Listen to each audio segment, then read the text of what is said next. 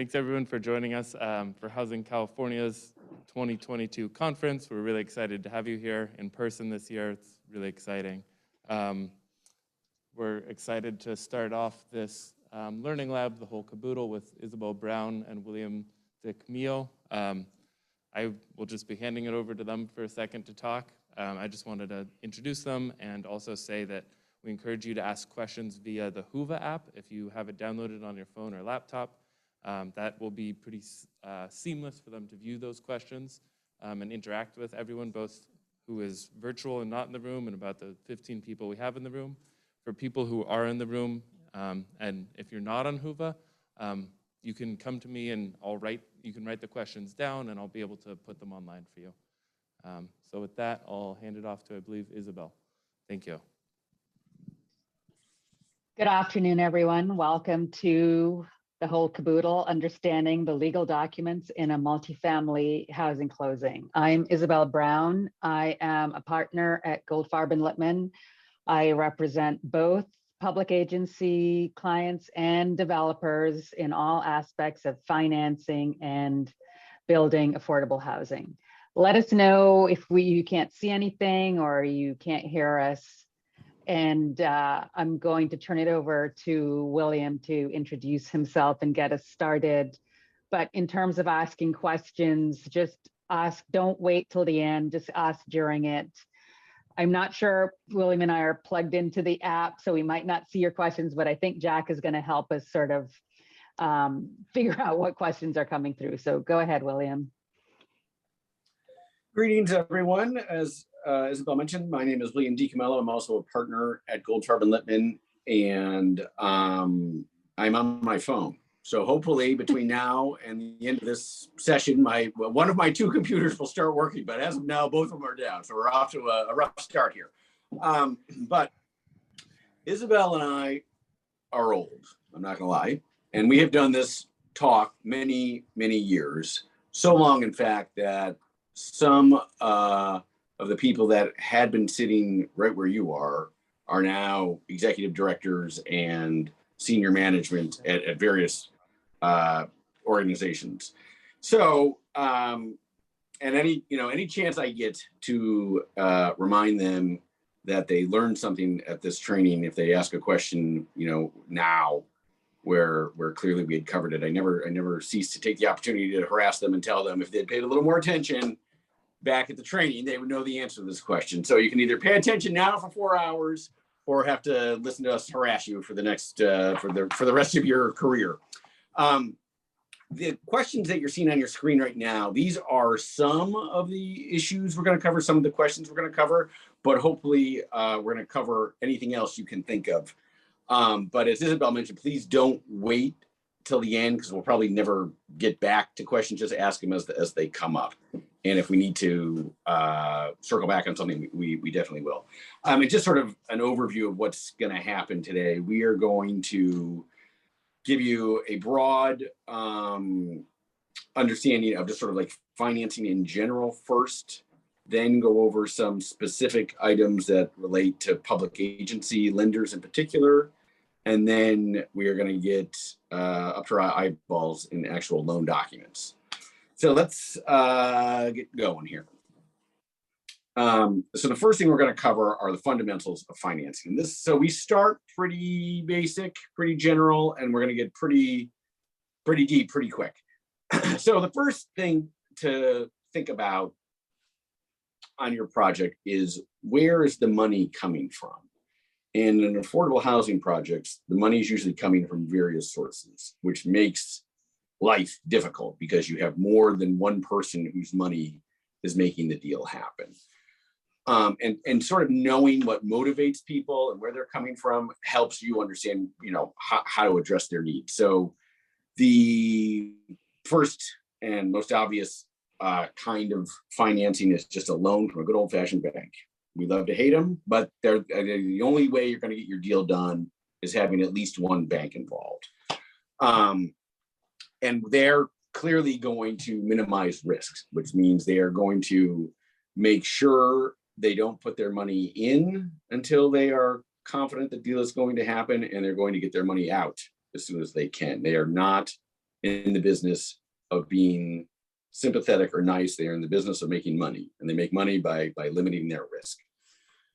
The next sort of batch of lenders are government agencies or public agencies who run the gamut. These could be anybody from your local city or housing authority to the county to state actors to the federal government. So these lenders, as I mentioned, bring some special issues with them that we can talk about in greater detail. The sort of curious thing about public agencies is their desire to get money back is probably not quite as great as making sure that this project happens. So the bank is going to make sure they get their money back. They don't really care what happens with the project. If it turns into an affordable housing project, great, but what they really want is their money back. The government lenders have some interest in not just getting money back. In fact, sometimes they don't really care about getting their money back. What they really want is the project. And so governments, a perfect example of like why a government is more interested in the product rather than getting the money back is that if it was up to the local government, they would probably just give you a grant rather than a loan. And we'll go over in greater detail about why that doesn't always happen. So we got different lenders. We got banks, we got government lenders. Then when we're talking about sources of financing or funding, we also have equity coming in to if this is a tax credit deal, you will have equity coming in from your limited partner. We'll go over that a little bit as well. Although this training is really focused on loan documents, we dabble with tax credits as much as we need to for the context of the overall transaction, but this is not tax credits 101 or anything more advanced than that. The other two things we have listed here are deferred developer fee and your welfare exemption. These are sources of funds because it's money you're not spending otherwise. Meaning the developer fee is probably going to an entity that you know very well and might even be your own entity. So that money, if you don't pay it to yourself, you save some money. Same thing with the welfare exemption. If you get a welfare exemption, it's money you're not spending paying property taxes. Therefore, you can use that money as another source to get your project built or to keep it operating. So that's sort of a broad brush overview of who's going to be giving you money. And again, we'll go over sort of like what their motivations are against each other and against the borrowers. Let's keep going, Isabel, please. Thanks. Okay, so next, we know our kinds of lenders. Now we got to know our types of loans. Not all loans are the same. So we've tried to divide this up into different categories of loans based on the projects, where is this project? So a pre-development loan is a loan before a project has really gotten off the ground. There's no construction yet. This is really sort of trying to see if this project is even feasible. A pre-development loan is probably paying for like plans and specs, due diligence costs, that kind of stuff. So this is like pre-construction kind of loans. And we'll go over in detail some of the weird and tricky issues that are embedded in pre-development loans. The next sort of category of loans are acquisition loans, where you're actually buying property. That's a pretty straightforward concept. The next is your construction loan, where you're actually building the project. And this is where your multiple layers of financing probably come into play. And then the last category of loans are permanent loans, which are paying off the construction loan. This is when the building is built and in use, and we are converting to permanent debt. Thanks. Yeah, let's just go back for 1 sec. So just really quick on the types of loans. The number doesn't matter. Meaning, if you say I'm working on 8 loans, nobody cares. What we care about is like, well, what is the complexity? What kind of loan are we talking about? If we're talking about 8 pre-development loans, you could probably juggle that without much trouble. If you're talking about an acquisition, like a $50 million or $100 million acquisition, which are what these home key projects are looking like today. That's a big loan. That's a big deal. People need to be on their A game. If you're talking about a construction loan where you have multiple lenders, all sorts of moving parts, that's a much more difficult and complex transaction. And the other thing to keep in mind is these loans are not, it's not so rigid in terms of you could have a pre-development loan tied up with an acquisition loan, or you could have an acquisition loan tied up with a construction loan, or you can have a construction loan that is just going to convert to a permanent loan. So you're sort of dealing with issues down the road up front. So that's a general overview of the kinds of loans we're going to be dealing with. Now, moving on, let's talk about who else is involved.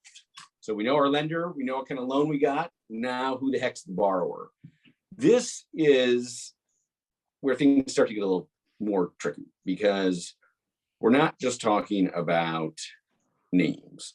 We are actually talking about who is the entity that the bank or the lender is going to make the loan to.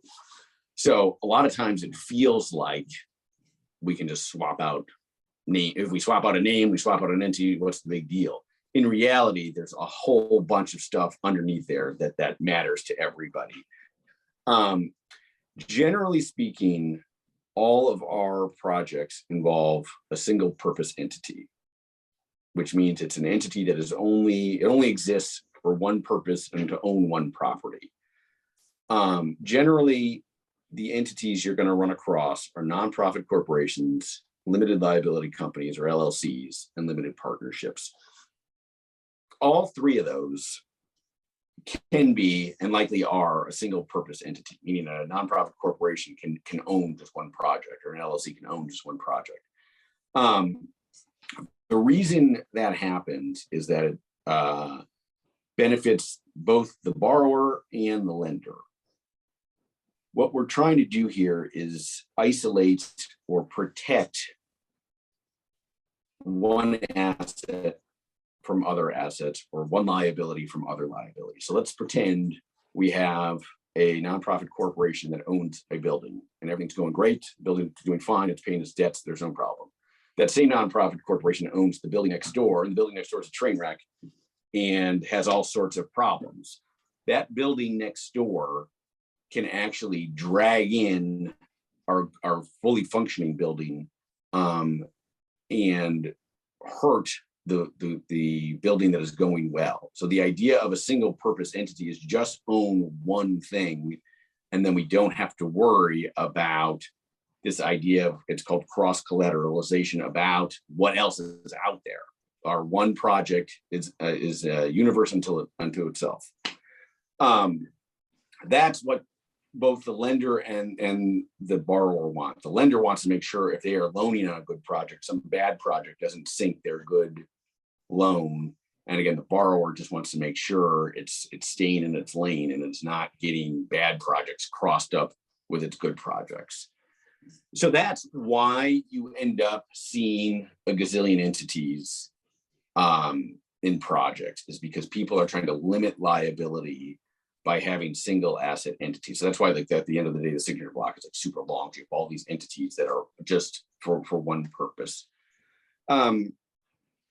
Now, William, William, one sec. There was a question as to whether the slides are available afterwards, and yes, absolutely. We had sent a copy to Housing California, so if they're able to, they can email that out to all the people who signed up for this webinar right now. But we will definitely, they have them, so they're available. Yes. And just really quick, one last thought on this. So types of borrowers, in terms of the borrower itself, when you get into the documents, who the borrower is really makes a huge difference, and it's a huge impact on how the documents actually work. So that's why it's not just so, not quite as clear. It's just like, oh, we're just changing a name and a signature block. There's a bunch of other stuff that's going to have an impact here. Okay, Isabel, let's keep going. Okay, just a couple more minutes on entities, because this is sort of a critical concept.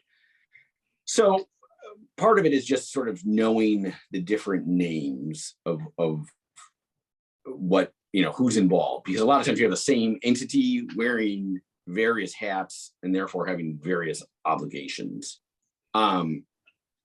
So here we have what we're calling our sponsor, which is Affordable Housing Inc., a California nonprofit public benefit corporation. That is, also sometimes referred to as like the parent corporation sponsor. That is our sort of existing entity that is formed to do affordable housing, let's say all over the state of California, right?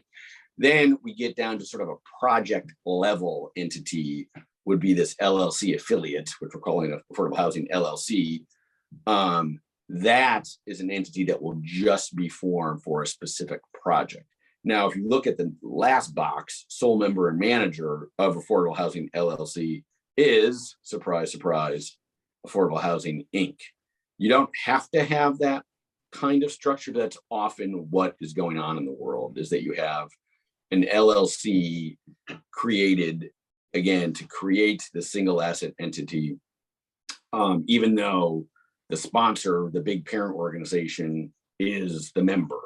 Legally speaking, that is completely appropriate, and the debts of the LLC are not the debts of the sponsor, even though it's all essentially the same entity at the end of the day.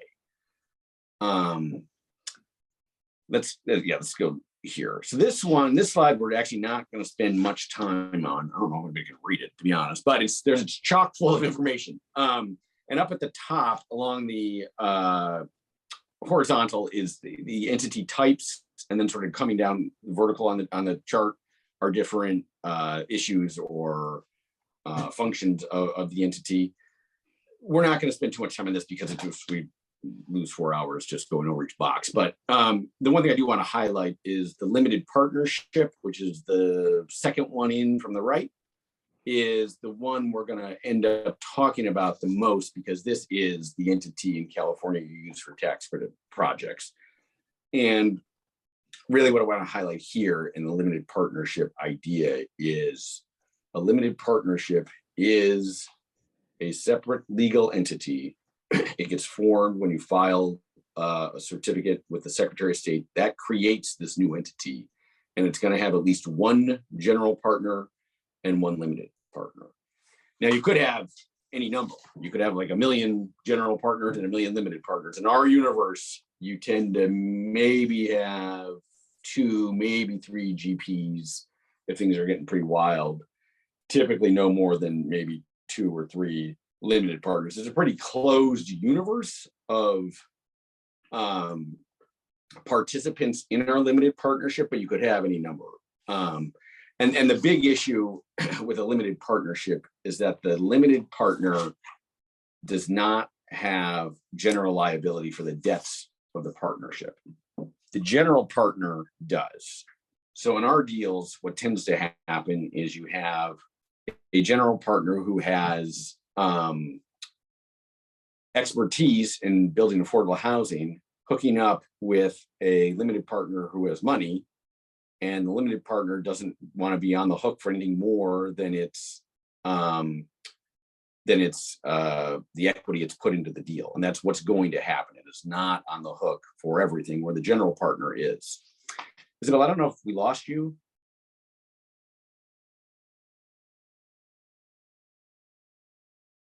Uh-oh. Thanks, Jack. Should we just hold on for a sec?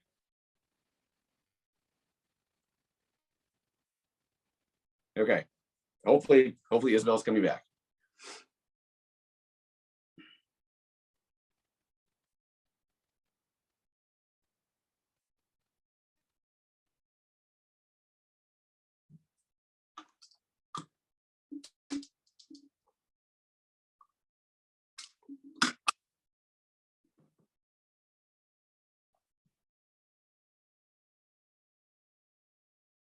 Jack, is any sign of her?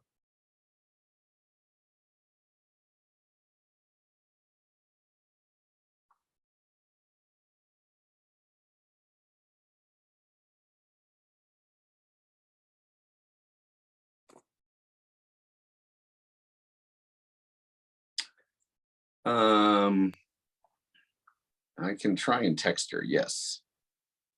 Hang on one sec. I'm going to stop this. Guys, I'm sorry. Hang on. I'm going to stop the video for a sec.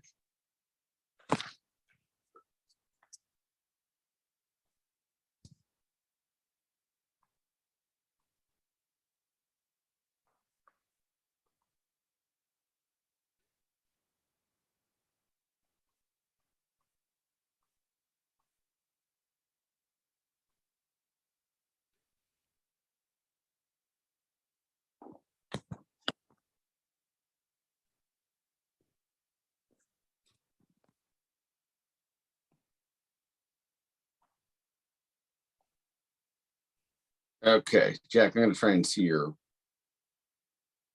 thing here. Yes, while we're waiting for Isabel, the question is, can you speak to the differences between construction financing and permanent financing? Who pays for each, restricted uses, terms, etc.? So construction financing is the riskiest financing for a bank because they don't know, lots of things can go wrong in construction. So a construction loan is going to be short term. It's going to get you from, closing to get your building built. And then that bank wants to get the heck out of there. So they are expecting a permanent loan to come in and pay off that debt. The interest rate is going to be high on the construction loan, higher, I should say, than your permanent debt. And the term is going to be pretty short. In terms of who's paying for it, I mean, it's totally deals dependent, because you could have a permanent, construction loan from anybody. Right. I mean, it doesn't have to be a bank. It could be a public agency. It could be a private foundation.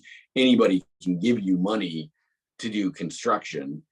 And the same thing for permanent debt. I mean, perm debt definitely is more of a conventional lender and or the HCDs of the world, and I guess the other way to think about permanent debt is a lot of times local money, like housing authority or county money, is going to be permanent in the sense it doesn't get repaid at construction, just goes on until the project is over. Isabel, you back?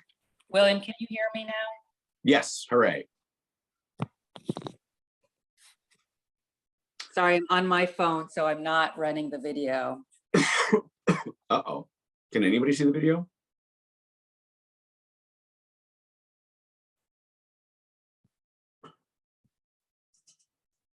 Jack, can people see the video still, I hope? Uh-oh. Just see me? Oh, God. I apologize in advance. I'm trying to connect back in. Okay, you try to connect back in. I will go back to this question here in the chat here, guys. Hang on one sec. Sorry about my hand. I can't get to the chat either way. Okay, sponsor loan. Good point. Okay, yes. All right. So a sponsor loan gets back into this whole idea of our, it's like a perfect example of who's our lender and who's our borrower. The sponsor itself, this big entity, can make a loan to another entity that it essentially controls, either a LLC or a limited partnership, even one in which it's the general partner. Because those are separate entities, that sponsor or even the general partner can make a loan almost to itself. You're making a loan to a limited partnership that you're the general partner of. You're going to spend the money one way or the other, but structuring it as a loan, is going to get repaid where other stuff isn't. So, Isabel, how are we looking on your Well, what's weird is that I'm not running it through my work. I'm running it outside my work, but my work got disconnected. Huh. Too bad. I'm trying to figure it out. Okay. Should we just keep going without Yeah. the slides? Okay. All right. So guys, we're gonna go over some stuff. We don't need the slides, but let's talk just really briefly about limited partnerships in a tax credit deal. So again, the limited partnership is a separate entity, has at least one GP, one general partner, one limited partner. In our deals, typically the general partner has a very, very small ownership interest, like 0.1% or less. The limited partner, on the other hand, has like a 99.99% interest. That's because they are in this deal. They are going to commit equity. They're going to make capital contribution, which is cash to the partnership. And in exchange, they're going to get tax credits out of it. So there's really no benefit to the nonprofit general partner to have a tax credit. We can't really do anything with that thing. The limited partner, on the other hand, that's exactly what they're buying, is the tax credit. So that's why they have such a huge ownership interest. Now, again, it gets a little confusing, because we would think, well, if they own 99.99% of us, aren't they like in charge? And the short answer is like, well, yes, they are, but they can't say they're in charge, because then they would no longer be a limited partner. So there's like this little dance that's happening in the partnership agreement, where the limited partner is saying, general partner, you're in charge, go, make this deal happen, but you can't do all this stuff without me, without me saying it's okay. And that's all because the limited partner cannot be responsible for the day-to-day operations, or it loses its protection of being a limited partnership. At that point, it sort of becomes a general partner, and now it's on the hook for all the debts and liabilities, and that's exactly what it doesn't want. I'm going to try and go back to the chat here. Yep. We do have the slides up, and we can control them. Just say next slide. Right now, we're on the tax credit equity financing slide. Okay, great. Let me catch up with you guys. Okay. All right. So again, this is just the investor putting money in. Unlike debt, it is not getting repaid. So going back to our sponsor loan, if the sponsor needs to throw in cash into a deal, it can do so either by making a capital contribution, which you're never going to get that money back, or you can make a loan, at which point it has to get repaid at some point. Let's go next slide, please. Although it looks like, Jack, some of the comments are saying people can't see them. Yeah, sorry. I think those slides are just viewable for people in the room on the projector. And Isabel, I'm trying to get back in. Oops. Looks like my whole house connection is gone. Yikes. All right, well, we are definitely having bad luck between my computers not working, the internet going down. This is trying to get although I will in. say, as painful as this is, I guess for all the participants, you can get up and walk around whenever you want. Where if we were all in the room together, you'd be stuck watching us fiddle around with our computers. Okay, so I think we're on slide 11 for anybody who can see them. And this is, again, it's just sort of going over how the tax credit structure works, which is partnership is going to get an allocation of tax credits from TCAC. The limited partnership is going to invest its money based on the amount of credits you have. The credits flow over 10 years. So the limited partner is looking for the tax credits in the same amount over the next 10 years. They're also going to get depreciation and other losses that they want to take from the partnership, which again they can use that the nonprofit really can't. And they're also going to get some percentage of cash flow. So really the point here, and you're not missing too much on these slides, is just the difference between debt and equity. The debt is a loan. It has to be repaid at some point. Equity is like an ownership stake. You don't get it back. You might get it back somehow, like if the partnership dissolves, but it's not a debt that gets repaid like a loan. Isabel, do you want me to just keep going while you're doing your stuff, or do you want to take some of these special public agency stuff? Hi. Yeah, I can keep going. Can you hear me? Yep. Okay. Yeah, I'm trying to get back connected. Are you at CEQA now? Yes. Okay.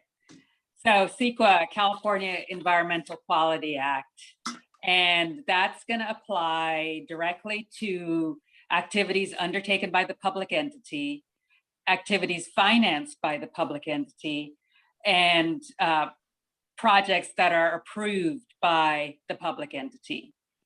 It's discretionary approvals, not ministerial, and it's anything that's going to have a physical impact on the world. So not just social impact.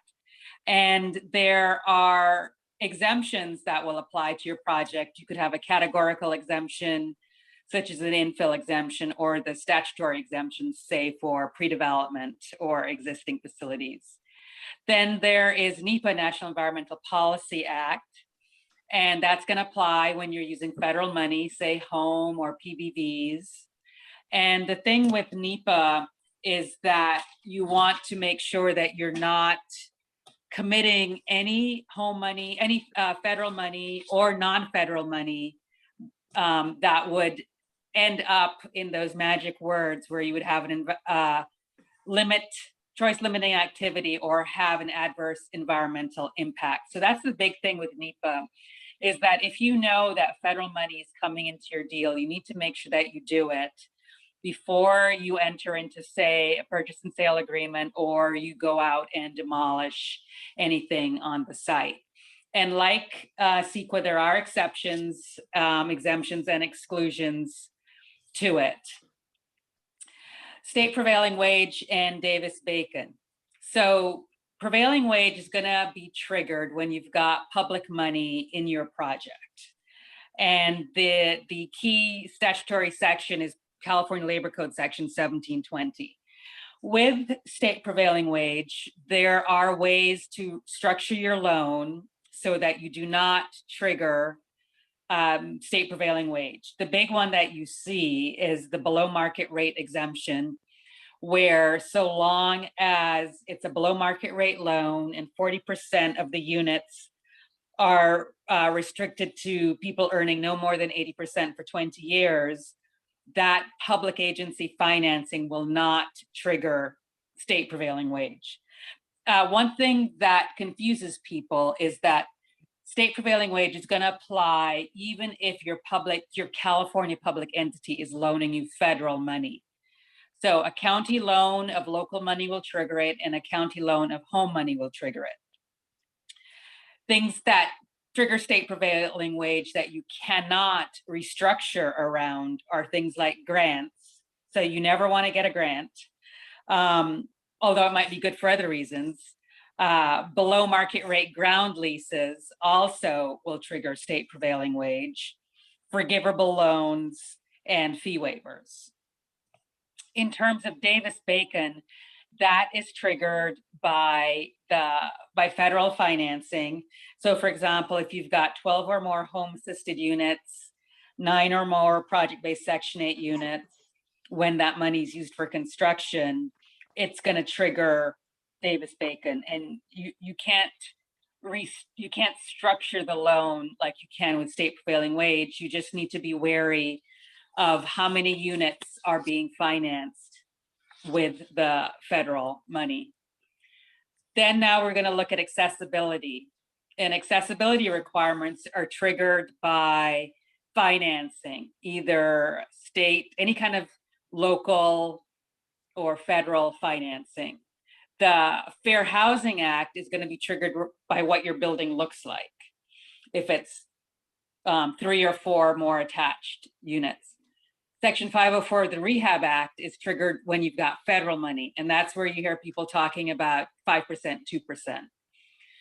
Title II of the ADA is triggered by public agency involvement and also tracks that 5-2% of Section 504. And Title III is more like if you've got a community center that's open to the public. California's Title 24 is triggered. It follows the Fair Housing Act and the ADA in is similar triggering. And if you've got a TCAC project, you now know that TCAC has enhanced accessibility requirements where it requires 10% and 4% accessibility. And if you got a senior project, it's going to be 50% accessible. And then Article 34, this is a sort of NIMBY provision in the California Constitution that limits the amount of affordable housing that you can have in a project. And what it says is that you need to have a vote of your local community before any state public body can develop, construct, or acquire a low rent housing project. Now, there are statutory exemptions to this. And by the way, when it says develop, construct, or acquire, really it's also talking about where the public agency is loaning you money. So the big exemption that you see used in Article 34 is the one where the public agency restricts no more than 49% of the units in the development to people earning less than 80% AMI. So you might think, well, wait a minute, what about all these projects that have tax credits in them? Those are 100% affordable. And what the argument there is that that's not a public agency restricting 100%. That is the developer choosing to restrict 100% in order for that project to be competitive. And now William's going to talk about relocation. And William, I'm going to try and log back in again, see if I can get my connection back. Yep. Okay. And I know there's a couple of questions in the chat too. So why don't we? Okay, yeah, I'm here for the questions. Where in my chat? Well, let's do this. I'll go over relocation and I'll circle back on a couple of chat questions, and maybe we can see if there's other questions about this public agency specific stuff. So relocation is a hornet's nest of potential issues and headaches if you have public money coming into a deal where there are existing tenants, either residential or commercial, or anybody, frankly, who is legally occupying a unit, whether or not they have a lease. If those folks exist, you have a relocation issue. Now, like the other stuff Isabel was mentioning, I mean, first of all, we could spend 4 hours just on any one of these topics, but on relocation in particular, the kind of public money you're using is going to dictate what you have to follow. Do you have to follow state relocation requirements or federal relocation requirements? Federal has 2 different versions of relocation requirements. So this is definitely a hornet's nest of potential issues. Unlike the other 3 issues we were just talking about, which come with like a ton of caveats and sort of like workarounds, relocation does not. Relocation, it really is like a but-for test, that if there's public money in a deal and people are moving out of existing either commercial space or residential space, that is triggering a relocation problem. You really cannot get around it. It raises a host of sort of process issues for the developer, because you have to figure out what relocation requirements you have to follow. Then there are a ton of statutory and regulatory notices that you have to provide to people.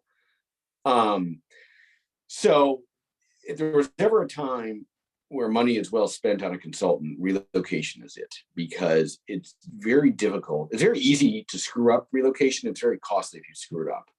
The consultant may be expensive when you hire them, but at least you are buying yourself the freedom of knowing they do this all day, every day. They can figure out, who gets what notice when, and they'll just tell me what's going on, as opposed to you trying to figure it out on the fly while you're also doing everything else for your deal.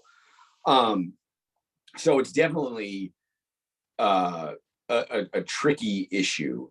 And I think one way, I guess if I could say one thing about relocation to just hammer home, is it doesn't work to acquire property from a third party and say, just deliver this property vacant and I won't have a relocation problem. That is sort of like the most common trap for relocation, is somebody buying occupied property with a purchase agreement that says seller deliver this vacant, and people thinking they're off the hook. That's actually not correct. What should happen there is, if you're using public money to acquire, you would have to then notify all those residents, don't leave even before the acquisition is done. It really becomes a very awkward situation, because you have a third party seller who's like, I don't even know if you're going to buy this building, and here you're coming in and talking to my residents about, you know, when they might have to move. It definitely can, again, all the more reason to have a consultant do this for you, so you're not spending hour upon hour trying to notify people just to figure out what's going on. But the long and the short of it is, saying I just want to buy this vacant doesn't work. If there are people there, you owe relocation, and relocation is expensive because we're not just talking about sort of like little local ordinances that say, well, if you kick somebody out of their house, you got to pay them like moving costs or a month's rent. We are talking about rent differentials between what they are paying now and what they have to pay on the open market for a new house, for a new unit. So the numbers get pretty big pretty quick if you're talking about, anything more than like a handful of tenants. You're talking 10 or more tenants, you're talking about years of rent differential payments you're going to owe. It is super, super expensive. And the only really bad thing about it is if you don't realize you have a relocation problem. It's bad enough if you know, okay, we got a relocation problem, we got to pay all these people to move them out. The worst case scenario is not realizing you had a relocation obligation, not budgeting for it, and then realizing after the fact, either before, even if the people have moved out, they can still make a claim against you and you would still owe them. So relocation can definitely get scary. Isabel, I'm seeing, I think your screen now, if I'm not mistaken. I am back, but my video has been disabled. If that could get put back on. Okay. Let's go back to a couple questions in the chat, and then maybe we can see if there's any other specific questions on the public agency stuff. But in the chat, Isabel, I guess if you're actually on here, do you want to go back to the slide that has our sponsor, the 3 boxes for our entities? Let me This is it. We're playing with fire here.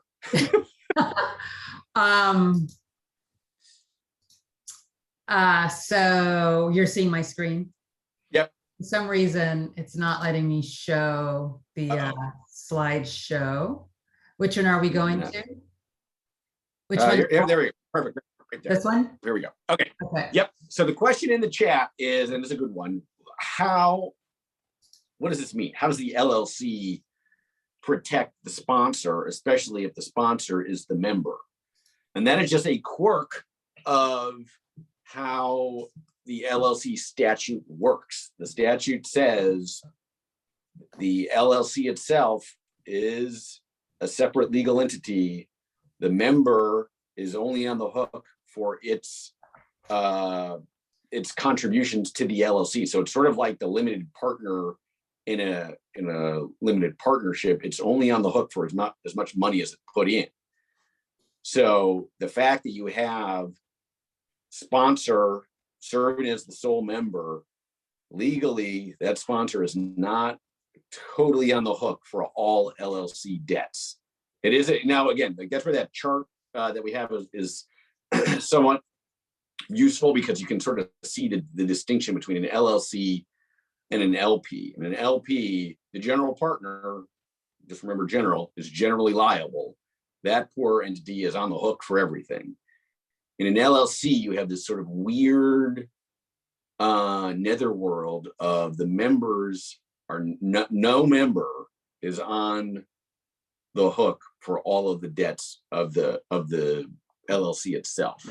So that's why, I mean, LLCs are, from a legal perspective, are super duper easy to create and use. And once they became eligible for the welfare exemption, it completely changed how we did deals. Because before LLCs, you always needed a separate corporation, which is a more difficult entity to create, maintain, getting tax exemption for. It's just more of a headache. There's also a question about subordinations, which we will get to in detail later. So I'm going to skip that one for now. Let's just see if we have others. I thought we did. And where are these questions that you're seeing them, William? I'm seeing them in the chat. Oh, okay. I just see one about relocation. Did you? Yes. Okay. All right. So clarify the difference between temporary and permanent relocation. That is a great question. I don't want to get too far down the rabbit hole of relocation. All right, I'll answer the second one too. So temporary relocation needs to be generally less than 12 months. So if you move somebody, classic example is AC rehab deal, there are people living there, you move them out. You know, you do it in phases. So you know, group A moves out, they're gone for 6 months. Their units get fixed up, they come back, next group goes out. As long as you're staying within 12 months, that is not considered permanent relocation. If you slop over into over 12 months, then you start running into a potential issue of like, oh God, have we actually permanently relocated these people? Now, that issue, you know, can get sort of messy because you don't know how long construction is really going to take. Again, this is where a consultant would definitely be helpful, because you don't want what you don't want to do is inadvertently stumble into permanent relocation. Because really how that happens is more like on a technical basis. Like the tenants are relatively happy. They've gone from a rundown unit into temporary housing, which hopefully is better than where they were living, and they're hopefully coming home to a new unit. They're not necessarily like feeling aggrieved, but you definitely want to avoid that situation where you slip into permanent. I forgot my other question here. Hang on one sec, guys. Let me go back here. If you've got both federal and state, which laws apply? That is a great question. And I'm going to punt by saying it depends. I mean, generally you have to comply with the more restrictive, and even the state regs. I mean, this is really, again, like why the consultant, I cannot emphasize enough why the consultant should be hired. If you look at the state regs, they basically read like, okay, if both comply with state, but it really means comply with the stricter requirements. So you get into the situation where, like, if you know you've got a bunch of financing with existing tenants, somebody's going to have to sort through and figure out, like, okay, wait a second, what is the source of money and who's giving it to us? Because it's similar to what Isabel was talking about earlier. If you have federal dollars coming through a state entity, you got a headache on your hand. You're going to look at both things, as opposed to like back in the good old days of redevelopment, when they were just using their own money. At least you sort of knew, like, okay, this is just a state problem. But now with money, sort of the federal dollars coming in through HCD or the county or whomever, you got a big headache on your hand of trying to sort through, like, okay, what does home trigger, which one of the federal relocation statutes are triggered, and how do I comply with that? And the state somehow more restrictive of what I can do. A perfect example, and then we'll move on, is under federal law, you cannot waive the right to the benefits, or under state law you can. So like trying to get somebody to waive their relocation benefits is particularly tricky and convoluted, and if you have federal dollars involved, even if they want to go. Okay, so let's all acknowledge relocation is tricky, as are the other ones that Isabel was talking about. All those issues really are, on a certain level, you just don't want to be caught where somebody else is asking, like, what are you doing about this? And you don't have an answer, right? Like, you don't want to be caught where somebody says, what are you doing at CEQA? And you don't have a solid answer, or prevailing wages, that kind of stuff. All of those issues, we could go on forever about those. Yeah. I just want to make sure, do we have anything else that we have not covered here in the chat, folks?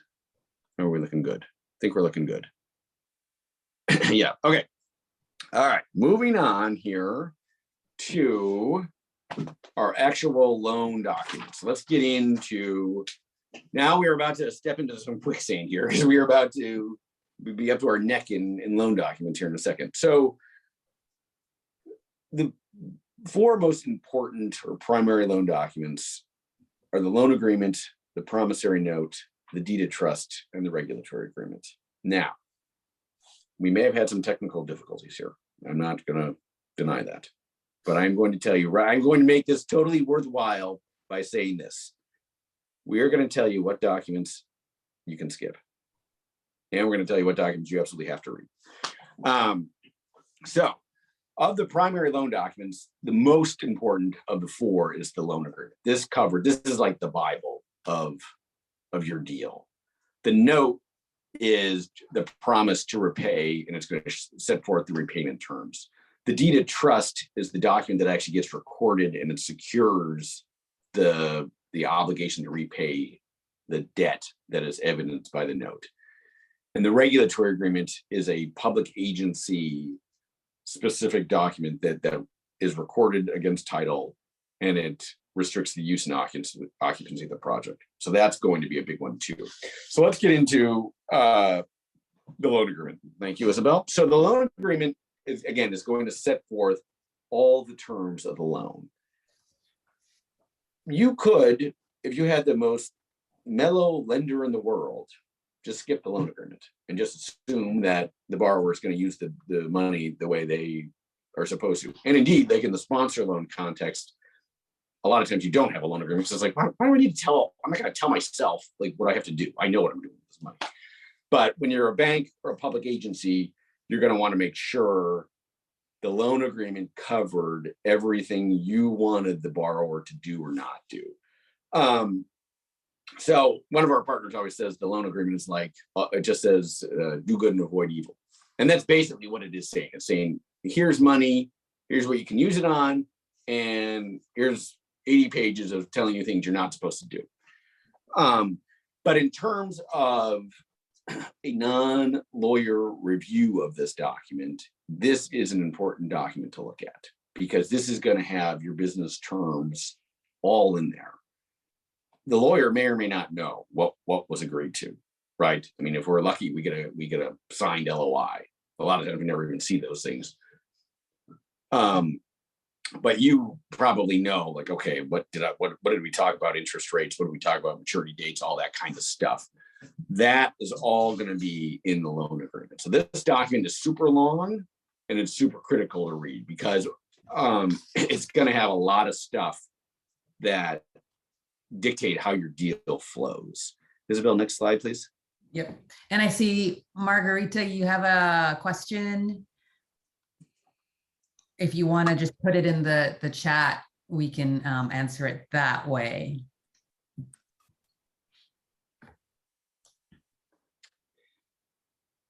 Okay, while we're waiting for the question, let's talk about some of the stuff that's in the loan agreement.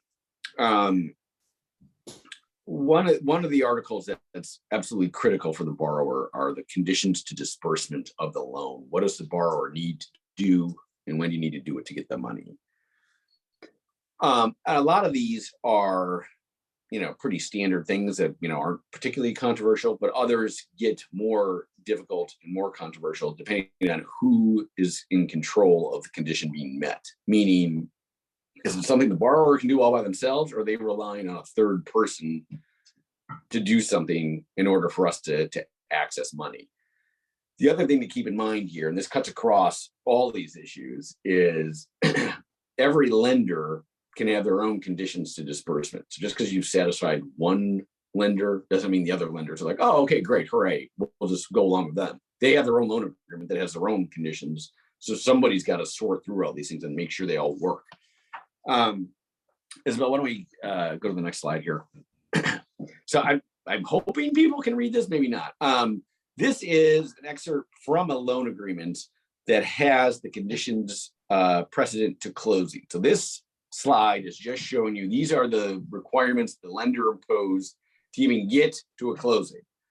And again, a lot of this stuff is pretty straightforward. I would say everything on this page, like none of this is like controversial. And you're not going to, no lender is going to say, oh, okay, I guess we'll just do this without title insurance. There are things that are just not worth trying to haggle over. The next page, though, is about, if we go to 24, please. This is starting to get good. So in the middle of the page, number 3 has subordinate loans. Now that seems like it's easy enough to satisfy, but in reality, depending on who you're subordinate lender is and what their time frame for signing and recording, this is where your deal sort of crashes into reality. The words are the words, right? I mean, even if it doesn't say this in the document, we're going to have to figure this out at some point. But these are the kinds of conditions you need to think about. It's like, wait a second, is this really what I have signed up for? Is this what the subordinate lender signed up for? A perfect example is, let's say some of your subordinate loan is a sponsor loan that comes in at conversion. Well, in that case, we're not funding anything at this point. All we're doing is signing a note to deed of trust. So this might not be totally accurate. I mean, it probably is fine the way it's written because it's just talking about documents signing, not actually funding. But then if you go down to the very bottom, 6 is USDA documents. Okay, so you got a federal bureaucracy in this deal. You better hope that they know what your time frame is, because this document is telling you you're not going to get past go if these guys don't show up and do what they're supposed to. So again, that these words are just following your deal. You're going to have to deal with this one way or the other, but this is where you're going to start to see, my deal doesn't quite work. if you haven't come across, if you haven't made that realization already, this is where you can start to realize this isn't what other people thought they were agreeing to. Isabel, let's keep going, okay? Yep. Okay, 25. So these are conditions precedent to any disbursement. That first round was just getting to a closing. Now we're talking about subsequent disbursements. This is clearly a bank making construction draw, funding based on construction draw requests. This is not a public agency giving you like a lump sum of money. This is clearly saying every time you got to come back and you got to make us happy again. So all these conditions are essentially a way for the lender to protect itself, right? So they don't have to put money into a deal that is going poorly, because they can just cite back to the loan agreement and say, hey, wait a second, I have no obligation to fund because you have violated all these various conditions precedent to my disbursement. So for example, like on this page 25, we have lender inspections, so they can come out and check out what's going on the site. Again, you're not going to talk a bank out of having that right, but it's really a question of like knowing what you're committed to having to do. Same thing with like mechanics liens. No lender in their right mind is going to fund if you have a mechanics lien that's not been dealt with. So you just have to know what you're getting into. But then on the next page, 26, is where we get into stuff that's a little more interesting, because number 3, right in the middle of the page, loan is in balance. This is like the classic lender escape clause of saying your loan is out of balance, which means we think it's going to cost you more money than you have to do your project. Therefore, we're not giving you any more money. So that's something to definitely focus on. And again, like this idea of like, okay, well, within 15 days, you're going to cough up all this money. That's a pretty tight time frame. I think my favorite one, though, is the one at the bottom, disbursement of the authority loan proceeds. So clearly we had a housing authority here that was going to make a loan.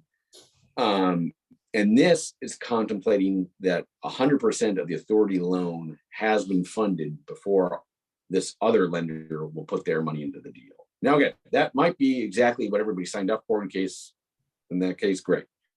If it isn't, though, if the housing authority doesn't think that's what it's doing, we have a real problem here, because we have documents that conflict.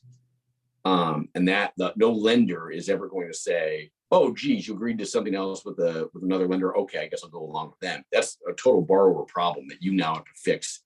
And it's way easier to fix all this stuff before anybody signed anything, that's for sure. Yeah, and William, to add to this too, that the conditions of disbursement, it's not like it's legalese that needs to be negotiated. It's much more, is it true or not? And do we need to make it match the facts of your deal? So it's really the section that the borrower needs to be looking at. Yes. I mean, other parts of the loan agreement, you are free to doze off while you're reading, but the conditions to disbursement, absolutely not. That's got to be a must read. Another one that's a must read, if only to avoid drama later, are the representations and warranties. These are statements you're making to the lender that the lender is relying on to fund the loan. So it's sort of like, you know, a little pinky promise that here's the situation. Most of these are probably being addressed one way or the other, meaning you're making a bunch of statements in the loan agreement. The bank is doing a ton of underwriting anyways. They're already going through your closet looking for all your skeletons. So it's not like they're just going to rely just on these words and do nothing else. It's really the bank's ability to say, we're doing a ton of due diligence, and you're going to essentially reaffirm all that and commit to it in writing. So if it turns out not to be true, again, we can get out of making this loan. Reps and warranties tend to require some attention because they are deal specific and they're fact specific. So a lot of times what happens is, you know, you have a bunch of people on a transaction that have all worked together on a previous transaction. We all say, okay, let's use whatever deal as our model. The reps and warranties from that old deal are not going to match what's going on in our new deal, right? I mean, it's a completely different deal, even if like everything else sort of fits together. The reps and warranties are not. So one thing to think about with reps and warranties is what level of knowledge is the borrower being tied to, because that can vary, because you can have absolute knowledge that has no caveat. You can have to the best knowledge of the borrower after, you know, reasonable due inquiry, or you could have actual knowledge. I mean, somebody knows this.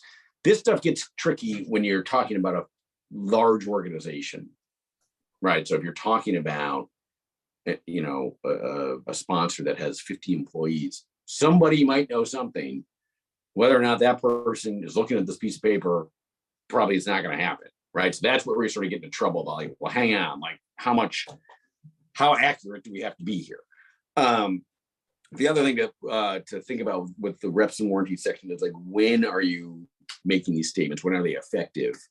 And the other thing is there's a whole, excuse me, there's a whole list of things we got to worry about when it comes to environmental statements. So why don't we take a quick look at some of these? Again, I'm hoping people can actually read the slide here. If not, when you get the slides, you can sort of see this. But so at the top of our page, these reps and warranties say the borrower is representing and warranting to the lender as of the effective date and continuing thereafter, meaning you are saying this the day you, so whatever the effective date is, which is probably the date this thing was signed, and it goes on forever. So you have like this ongoing duty to say, oh, what I told you is no longer true. Something just happened. And again, like the conditions to disbursement, a lot of this stuff is non-negotiable. You're not going to get a lender to say, oh, okay, you know, I don't need a gazillion reps and warranties. It's really a question of focusing on the ones that you know aren't true and could be a problem. So for example, like the first page, 28, where we're on, these are all pretty normal and standard and not particularly concerning.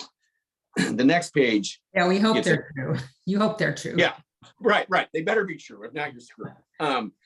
But on the second page, on 29, we get into some more interesting issues, because, like, so on the top one, compliance with laws, there's a statement that says the property is a legal parcel lawfully created. That, again, better be true by the time we close.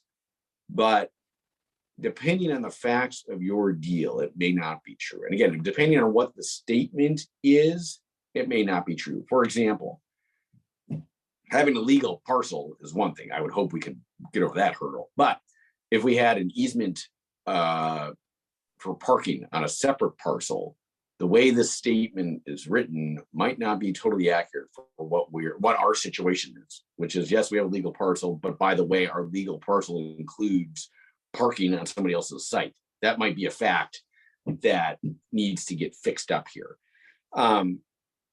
Going down this list, number 2, litigation. This is where, again, our borrower, who our borrower is, starts to matter, because Hopefully we have a single asset entity that has really nothing else going on other than this project. So it shouldn't be sued by anybody. If we were trying to use our sponsor here, we might have a problem because they might be in the middle of some litigation.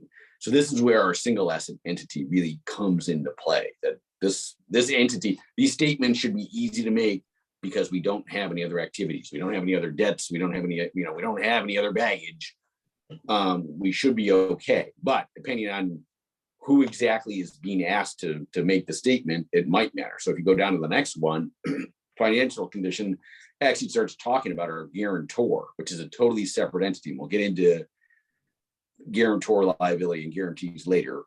But for our purposes right now, that's bringing in a whole separate entity into the mix. So it's interesting that the litigation rep does not talk about the guarantor. So nobody seems to care whether or not the guarantor is being sued, but they do care about the financial statements that the guarantor has coughed up. The two at the bottom, though, are like, this is like classic lender sneakiness that you're not going to avoid, but this is how they get out of an obligation if things start going sideways. The last two are no material adverse change in the financial condition of the borrower. And then the loan is essentially, it's sort of like that whole idea of imbalancing it, like the loan, you have enough money to pay for this project. If the lender is getting nervous, this is going to be one of many ways they are going to say, no, I'm not funding. You're in violation of these reps and warranties. Now, again, there's not much you can do going into this negotiation. I mean, these are standard requirements. It's just knowing we got to be able to live with this. So are we going to be able to keep making these statements, and are they still going to be true? Isabel, let's go next page, please. Thanks. So on page 30, again, hopefully people can see what we're looking at here. But here we get into some of our different standards. If you look at 2, the tax liability, it just says borrower has no knowledge. It does not have any caveat. That is just an absolute statement. They have not given you any leeway of, we think this is generally true. It just is it's either true or false. And if you're wrong, you're in big trouble. The one about the ADA compliance, again, like that's a hard statement to make, but you're not going to get out of it either. Meaning, let's hope the architect knows what they're doing and complied, but whether or not they did or didn't, we'll probably only know once we get sued. But if you look down at the bottom, the full disclosure one, here's one that actually does say, to the best knowledge of borrower after diligent inquiry and investigation, there's no material fact. That is finally giving the borrower a little wiggle room of, I'm telling you this, but I'm only telling you because I've done some amount of reasonable due diligence to make sure I know that the statement's true. But that doesn't mean it absolutely is true. All these other ones without that caveat, you're just sort of saying, I believe this is true, and if I'm not, a pox upon my house. Let's look at the environmental reps and warranties. So these get interesting because here the statements are so broad that the bank is at least acknowledging, like, I guess I have to give you some ability to sort of walk back these broad statements they're asking you to make. So this is why most of these say, to the best of indemnitor's knowledge, because you can't really ever know what happened in the past, but you can certainly do a lot of digging and a lot of testing and a bunch of due diligence to figure out if any of these statements can be made. That's why there you have this caveat of to the best of indemnitor's knowledge, because they are saying, okay, you're telling us this is true because you've done enough of your homework to know if it's true or not. And then I think maybe we'll just do number 5 really quick, and then we'll move on. If you look at number 5, which is the third one from the bottom, this sort of combines the different standards all in the same statement, because 5 starts with, there are no action, suits, claims, or proceedings. That, again, that is an absolute statement because they are saying you can figure this out. You can go do as much research as you want as to whether or not there's some claim out there that are you being sued or aren't you? The next one, though, that says, to the best of indemnitor's knowledge, after reasonable and diligent inquiry, there's no threatened suit. That's because we don't know how crazy our neighbors are. They might sue us the day after we close. This is really dependent on, this cannot be subject to the same kind of blanket statement because it's more of an unknown statement we're being asked to make. So, Isabel, unless there's any questions here, I think maybe we should just keep on rolling. Okay, the next section that is a must read are the transfer sections. The lender wants to know who they're dealing with, and they want to make sure that the borrower is the same entity that they've always thought they were dealing with. That was all the point of all the underwriting and all the horsing around they went through to ever make the loan commitment in the first place. The borrower, on the other hand, wants some flexibility and needs some flexibility, especially on a permanent loan that's going to go on for a while. Any tax credit deal is probably going to have a year 15 buyout of the investor interest in the partnership. That stuff needs to be spelled out in the loan agreement to permit it. One thing to think about before we get into our text is the general rule for transfers is any obligation or contract is freely assignable unless it's prohibited by the contract. So that means if the bank doesn't say anything here, our borrower can just turn around and say, I'm going to transfer this loan to somebody else. That would put the bank in a world of hurt because they would have no idea who this new party is. So why don't we take a look at some of our transfer sections here. This is overkill. I'm not gonna lie. I don't know who wrote this, but they were wound up.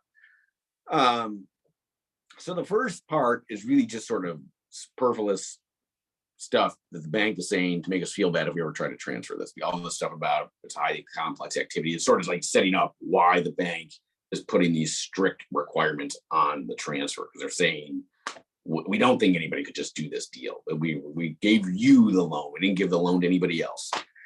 So that's what the sort of intro is all about. But if you look at number 4 at the bottom, this you okay, Isabel? Yeah, no, I went ahead. I'm back. Oh, sorry. Yeah, just really quick. Number 4 on the bottom. What's interesting here is that this says a transfer of possession of or title to the property. That's sort of like the classic idea of a transfer, like grant deed getting recorded is definitely a transfer. But then it says, or a change in the person or entity operating, developing, constructing. That is a much broader statement of what they mean by transfer. So that's where things are going to get a little hairy. Okay, so now we can move on. So here, again, they've got a pretty broad statement saying we can't do anything. And again, the broad statement comes back again in the second clause, which is unfortunately also numbered I. But there again, it says borrower shall not assign borrower's interest under any loan documents without consent. Without such consent shall be void. So this is a big time stop. Now, if you look up above, this section is interesting because it makes it clear what the bank is willing to live with. It does. So up at the top, it does say lender acknowledges that you can grant this option, right? Just the granting alone probably meets the super broad definition of transfer. So the bank is at least saying, we know you did that, and we're not going to throw you into default because of that. But if you keep reading, it goes on to say any purchase of the project pursuant to such option shall constitute a violation unless they've approved, meaning you're not totally home free. You may actually have to come back when you want to effectuate this transfer and talk to the bank again. This is less than ideal from the borrower's perspective. What you'd really like to see is just, yeah, year 15, you can do whatever you want. but they're not giving you that kind of flexibility. Another good example of how transfers get messy is down under 2, number 1, where it says the investor limited partner shall be permitted to remove the general partner. Okay, so this gets messy because you have a general partner who's responsible for the project. The limited partnership agreement gives the limited partner the right to kick the GP out if they're not doing their job. The bank is saying, okay, I will respect that right of the limited partner. I will at least give you the ability to boot out this deadbeat general partner. But that's it. Anybody coming in to substitute general partner is still subject to the bank's approval. So the limited partner can't kick out the GP and stick in whoever they want. It is a 2-step process of we remove, and then we got to go talk to everybody about who's coming in.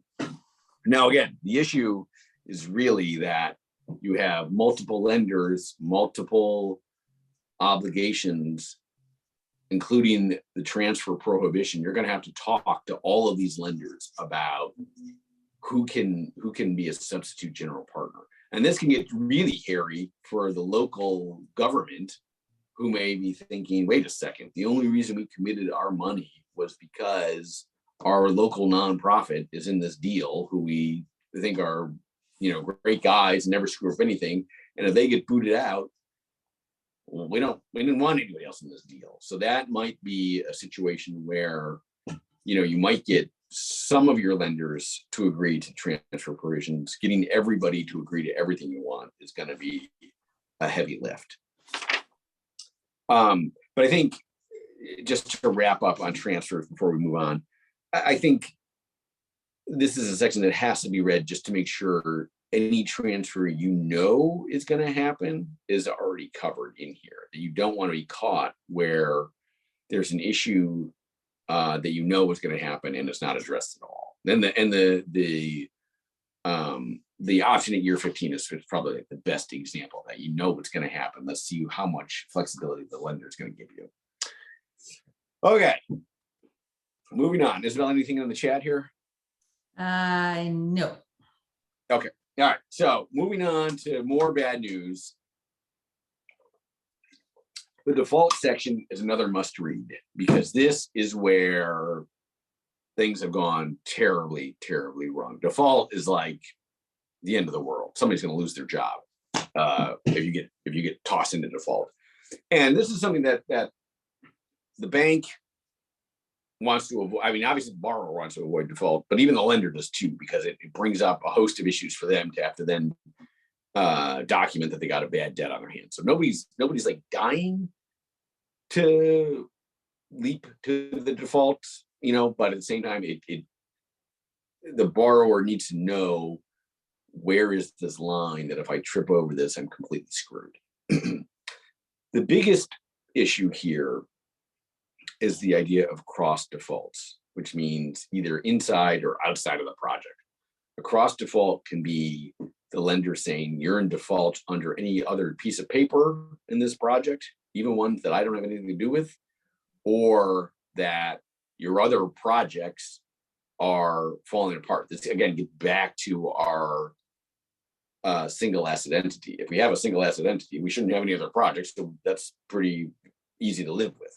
But the idea of going into default, even if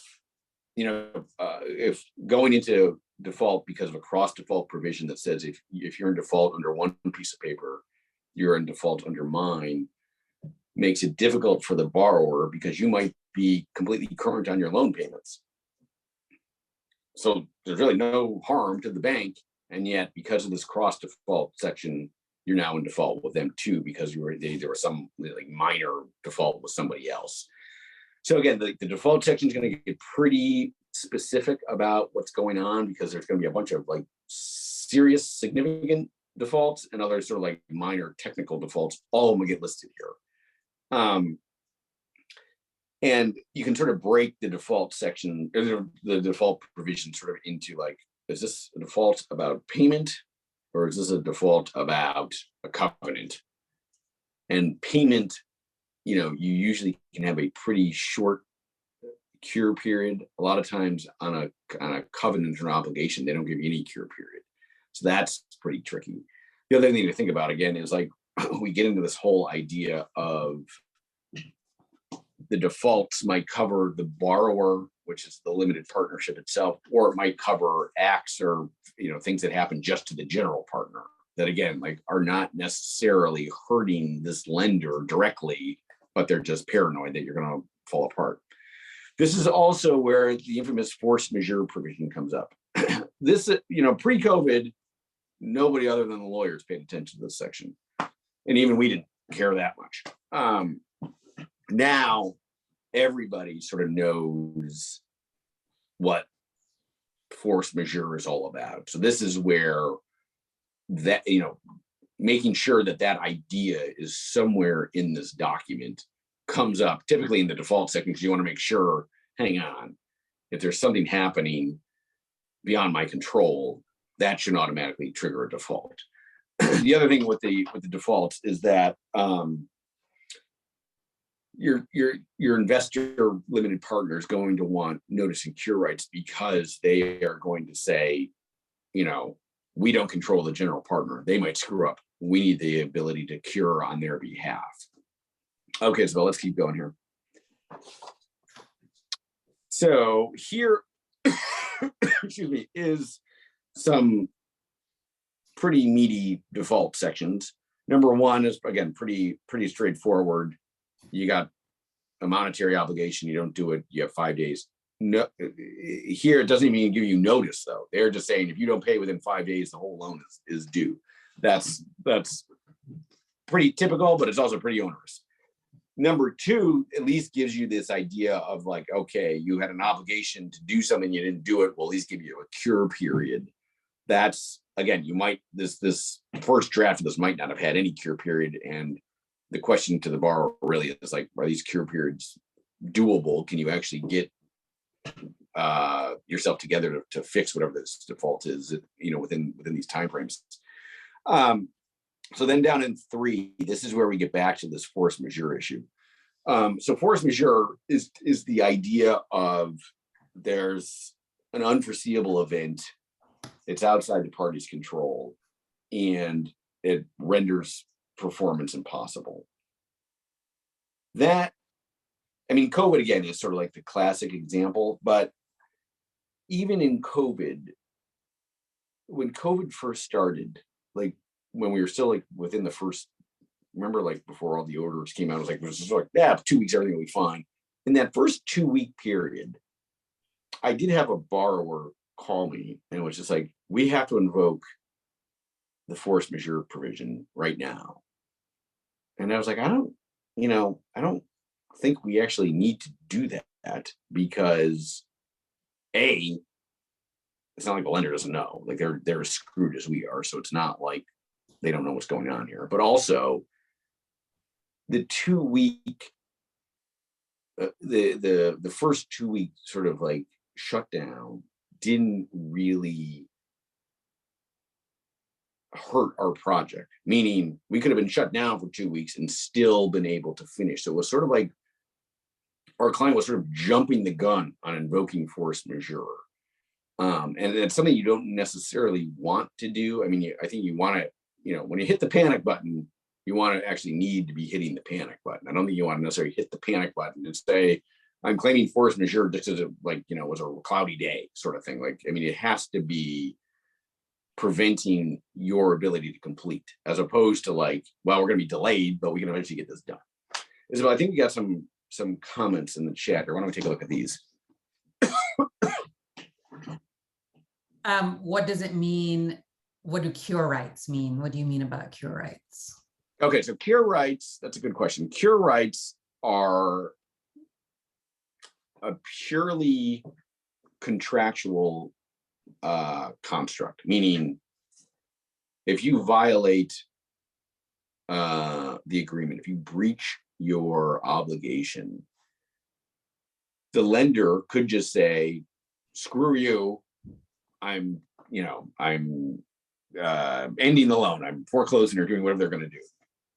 A cure right is basically the ability to fix the issue. So it gives some level of fairness to the relationship, because it's the lender saying, you are in breach. I am going to tell you you're in breach, and I'm going to give you the opportunity to fix it. And if you don't, you're screwed. But if you do, I will essentially treat this as no harm, no foul. It's giving you the ability to fix an issue before the lender says, I'm done with you. Next question, what's a covenant default? So a covenant, that's an interesting question. Isabel may correct my legal, I'm going to be called out for not exactly knowing what a covenant. I mean, covenant is basically any promise you're making in the agreement, right? So if you say, like, if we look at our examples here, the first one, the monetary covenant is we will repay this loan, right?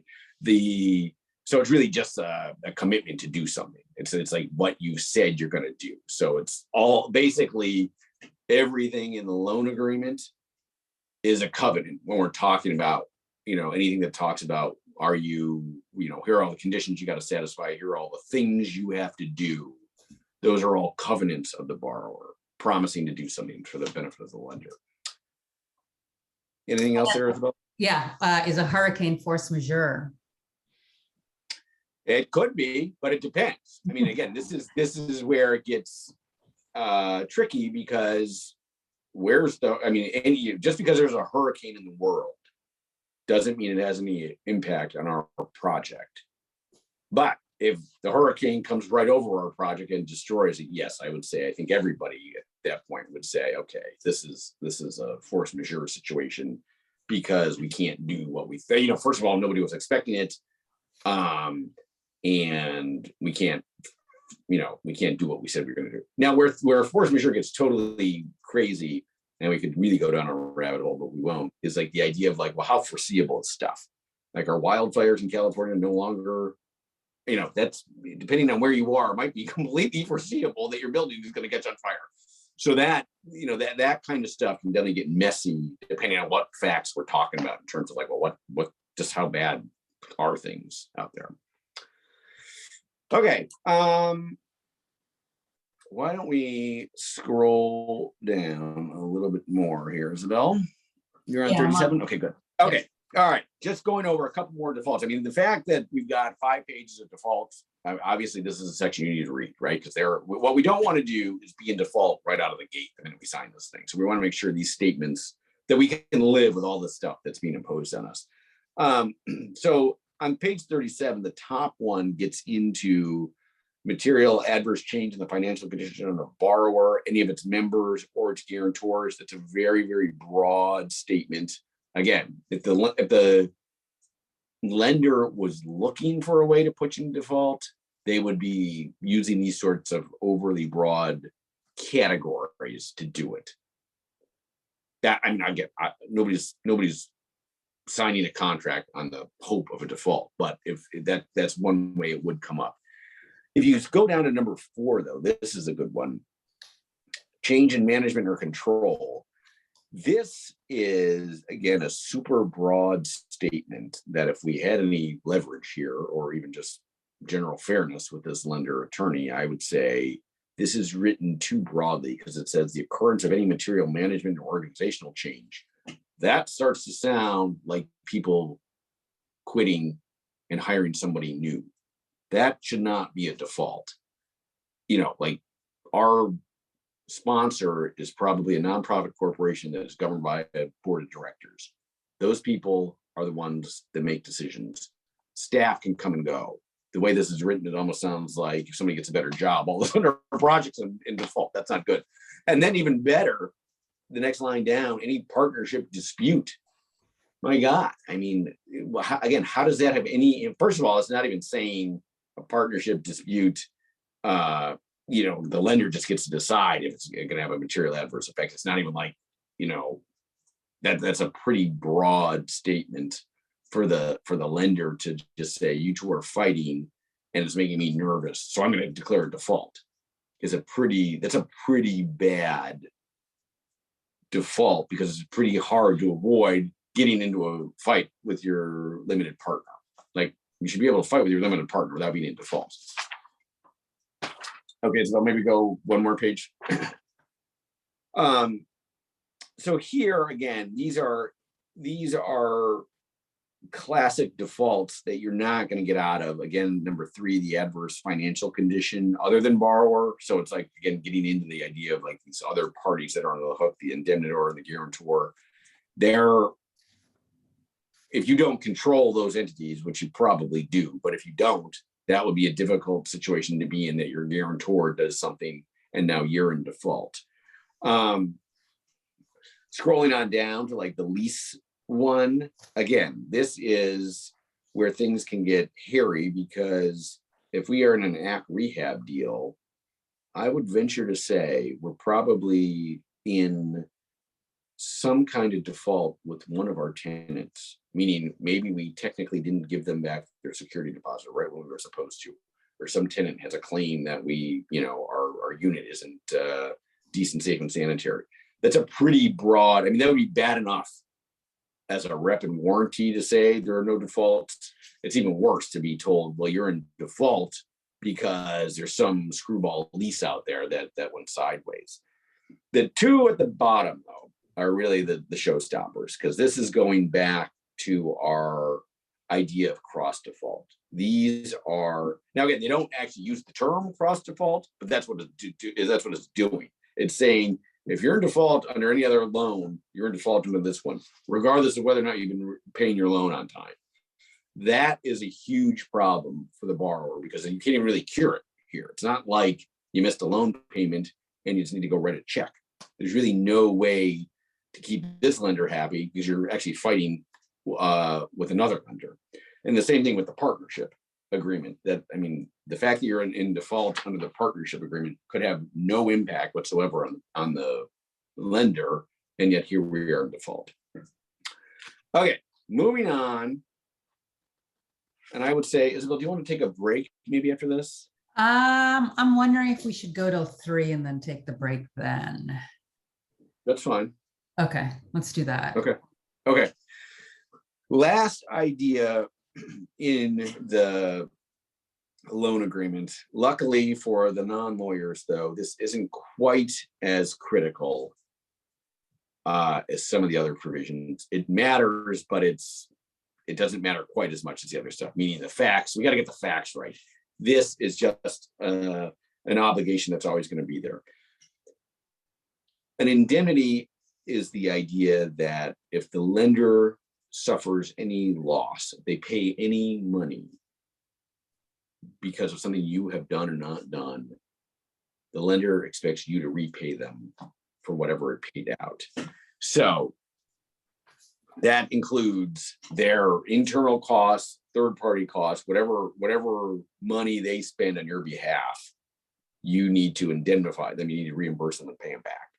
Indemnity is a broader idea, though, that it's not just paying, it's also defending and holding harmless, meaning if there's a claim. So the easy idea of an indemnity is you don't pay the property taxes. The bank says, I don't want a tax lien, I'm going to pay the property taxes. They pay it, you just have to reimburse them. That's not so complicated. The idea of defending and holding harmless gets into the idea of somebody suing the borrower, naming the lender too, and the lender satisfying that claim just to avoid further, a bigger loss. So they just, or they even just lose the case and they have to pay out money. They are looking for the borrower to pay them back everything that they've incurred, the payment to the third party, plus all the defense costs and everything else that came about. So the indemnity provision is going to be scary, but you're not going to be able to get out of it. But really, it's the sort of thing where you should probably read it a couple times to know what it's saying, just so you are familiar with it and can sort of know just how gross the lender is getting. but you're never gonna, like, no borrower is ever gonna get out of an indemnity agreement with a lender. So let's take a look really quick at our indemnity section. Of course, just for emphasis, the lender puts it in all bold because they mean it. And this is an indemnity section that says, okay, here's what you have to do if we come out of cost. You got to pay us and everybody else, which is why there's a definition of indemnified parties, because they are saying it's everybody associated with the lender. If anybody comes out of pocket, you're reimbursing us for this. What's interesting here is about, I guess, a quarter of the way down, number 1, where it says, except as to each indemnified party, those arising out of such indemnified parties' gross negligence or willful misconduct. That is a very lender-friendly standard, because ideally what the borrower would want is to indemnify people except if the indemnified party is negligent. This is written in a way that is just talking about gross negligence. Now, we're not going to get too far down into the weeds of negligence versus gross negligence, but negligence is just sort of like run-of-the-mill, general carelessness, not acting like a reasonable person, right? Gross negligence is a much higher standard, because that is like complete recklessness, like, wanton disregard for hurting people or damaging stuff. So this indemnity is saying the bank can be negligent and you still have to indemnify us. It's only if we are grossly negligent, then you would finally not have this obligation. But in reality, if the lender does something, it's probably good old-fashioned negligence. The idea that they're going to be grossly negligent really sort of requires like a bad actor, as opposed to, negligence is just good old-fashioned sort of falling asleep at the switch. That's fairly likely. This indemnity still covers all that, so you're still on the hook. The other thought here is down at the bottom. The very last sentence is the total kicker, which says the provisions of this section shall survive the termination of this loan agreement. Indemnities always survive because the lender wants to know, even if it comes up after the fact, after your loan has been repaid, if I come out of pocket for some claim, even the best way to think about it is like a frivolous lawsuit, right? Somebody just sues just for the hell of it, drags the lender into that case. The lender is going to say, I don't have anything to do with this. This is not my fault. Borrower, even though you repaid your loan, you're still going to indemnify me. So that is a pretty powerful right that the lender has, and it's a pretty crummy thing for the borrower, but it's, again, not the sort of thing you're ever going to be able to sneak out of.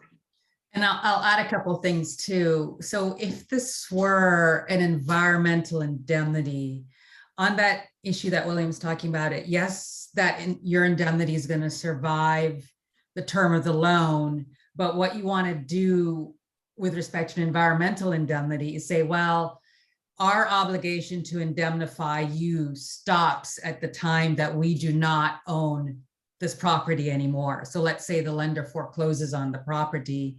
We want to make sure that we've got a carve out in that indemnity that our obligation to indemnify doesn't apply to things that happen on the property after that foreclosure happens. Yes, our whole obligation to indemnify survives termination, but that's only to things that happened while we owned the property. A couple other things too is that one way I always remember when people talk about the indemnity and the indemnitor, I always think that the indemnitor is the tortured one. You're the one giving the indemnity, and the indemnity is the gleeful lender, yay, I'm getting the indemnity. So that's one way I always remember when people just use the word indemnitor versus indemnity, which one are they talking about? And then finally, in California, the obligation to indemnify includes the obligation to defend. So you'll see this come up mostly in professional services contracts, where the architect will say, okay, I'll indemnify you, but I'm not going to defend you. So when you just say indemnify, it automatically includes that obligation to defend, and unless you affirmatively take it out, that it includes that obligation. So this whole defense concept is one that we see come up a lot in our professional services contracts, but not so much in other contexts.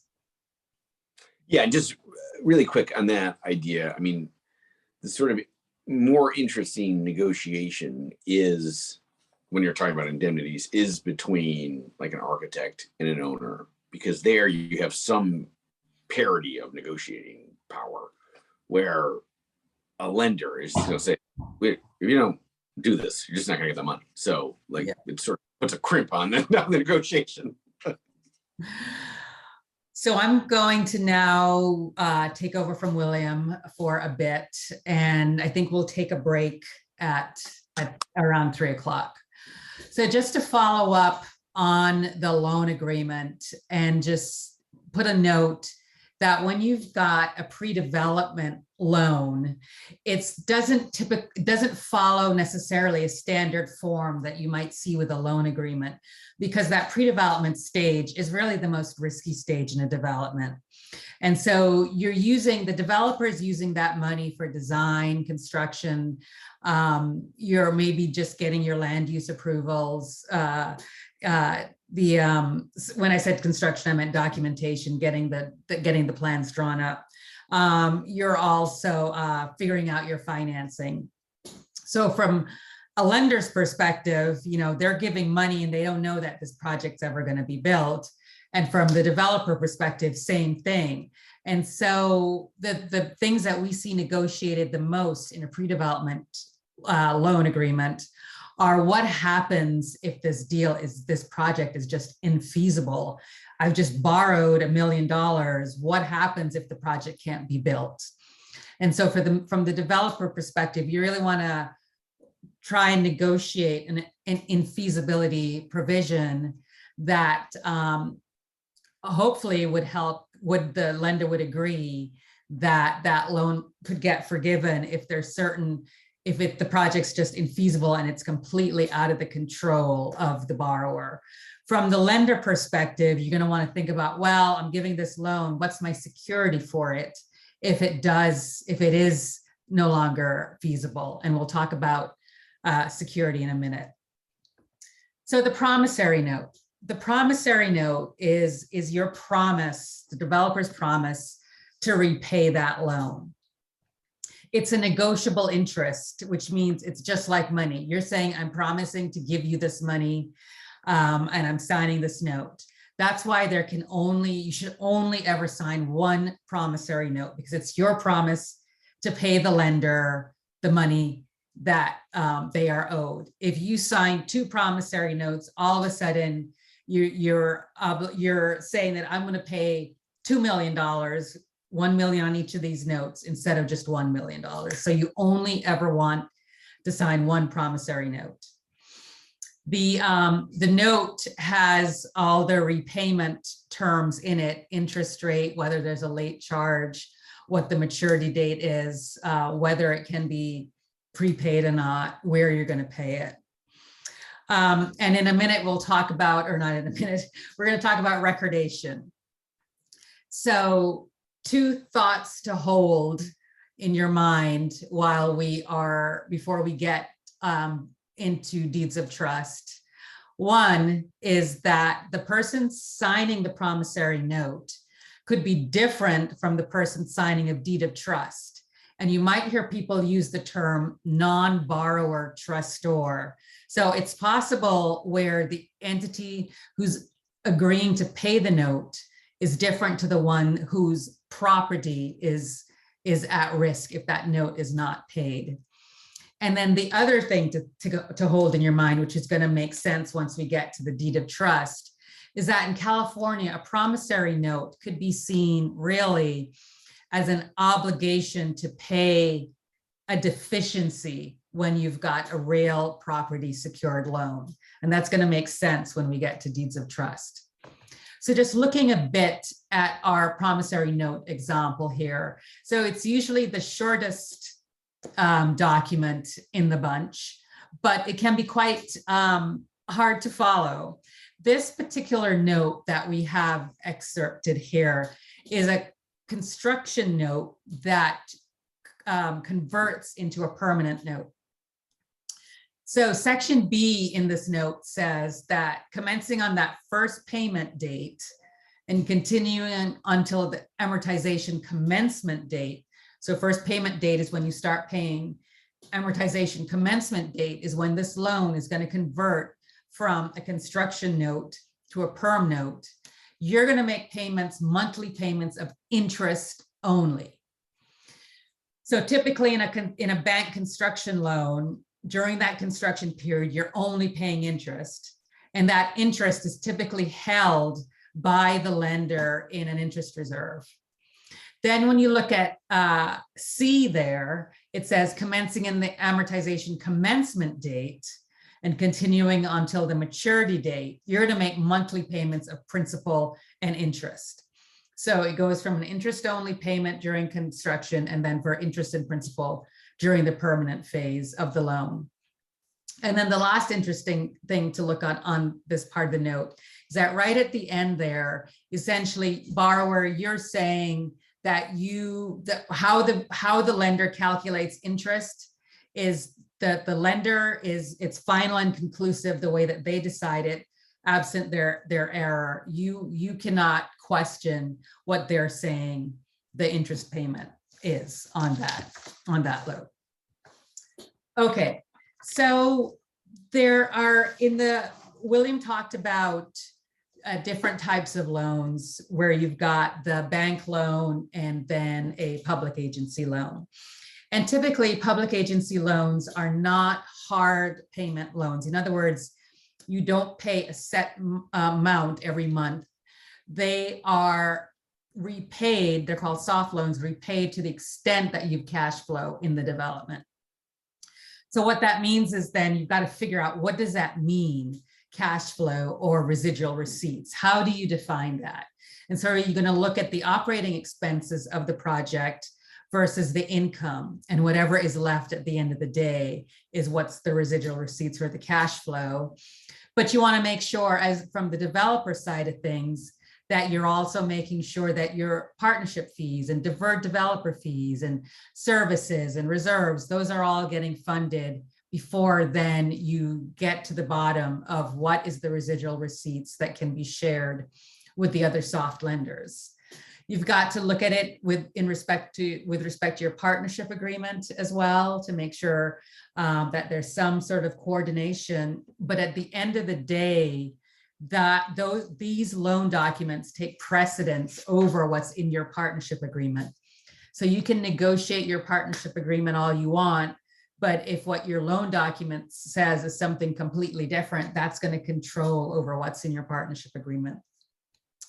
And then some public agencies say that we're a gap filler. And so if there's any cost savings at the end of the day, that cost savings needs to go repay our loan. So let's look at a couple provisions. So here is the residual receipts, and it's divided into annual operating expenses is the first piece. So what's considered annual operating expenses? Well, number 2 there is debt service. Of course, debt service on your hard loans, that's a definite operating expense. Number 4, you've got a bond loan, so fees paid to your issuer, that's an expense. Number 6, your partnership management fee, including fees paid to the investor. That's an operating expense that needs to come out before you calculate what are residual receipts. There is what you need to pay for insurance. There's maintenance cost. There's number 7 there, anything that you're putting into a replacement reserve account or an operating account. Number 9 is the deferred developer fee. So this number 9 is typically negotiated with the public agency as to how much of that deferred fee gets paid out of residual receipts before the developer can then use before residual receipts is calculated. So what some public agencies will say is that up to this amount of developer fee, I approve it to be deferred, to be taken out of before you calculate residual receipts that come to me. And any other deferred fee needs to come out of developer's portion of residual receipts. Then we get to gross revenue. So this is the other side of the equation. So what's all the income that's coming in?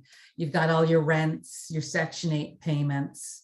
And so that's what's going to determine what, how much income you have that you then take out those expenses. And then at the end of the day, you're left with whatever is left to be split among the public agencies. Okay, we're going to switch from payment now to security. And what is it that a lender is looking to when something goes wrong with this loan? This is their collateral. What is this item of value that you're pledging for repayment of the debt? So it can be real property. And if it's real property, then the lender is going to have a deed of trust, and we'll talk about that.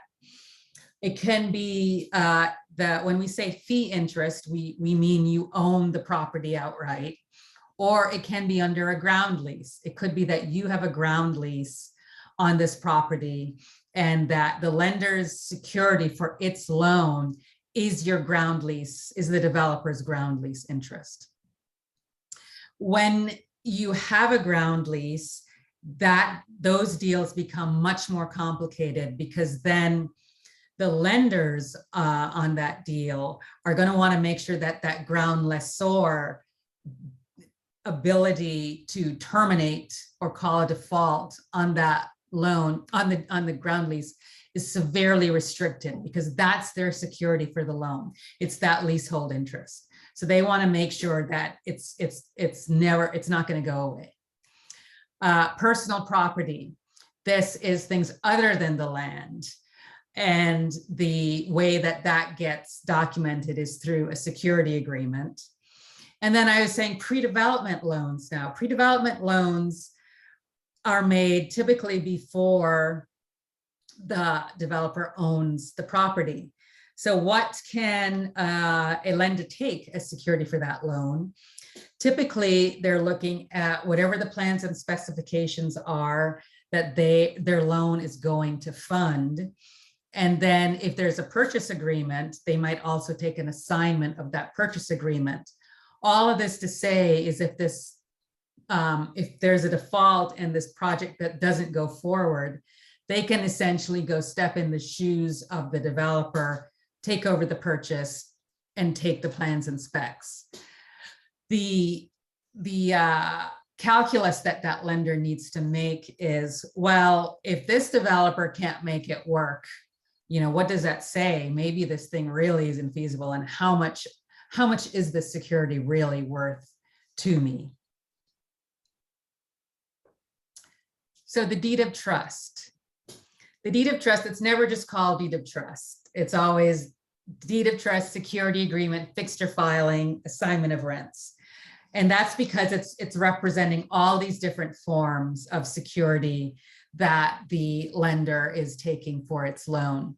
You'll hear the term mortgage used, and that's typically East Coast or Hawaii. That word is used essentially as the same thing as deed of trust, except that with a deed of trust, you've got what's called a trustor, who's the borrower, the trustee, who in many cases is the title company, and the beneficiary is the lender. And the trustee's role really is to facilitate a trustee sale if there's a foreclosure, which we'll talk about in a bit.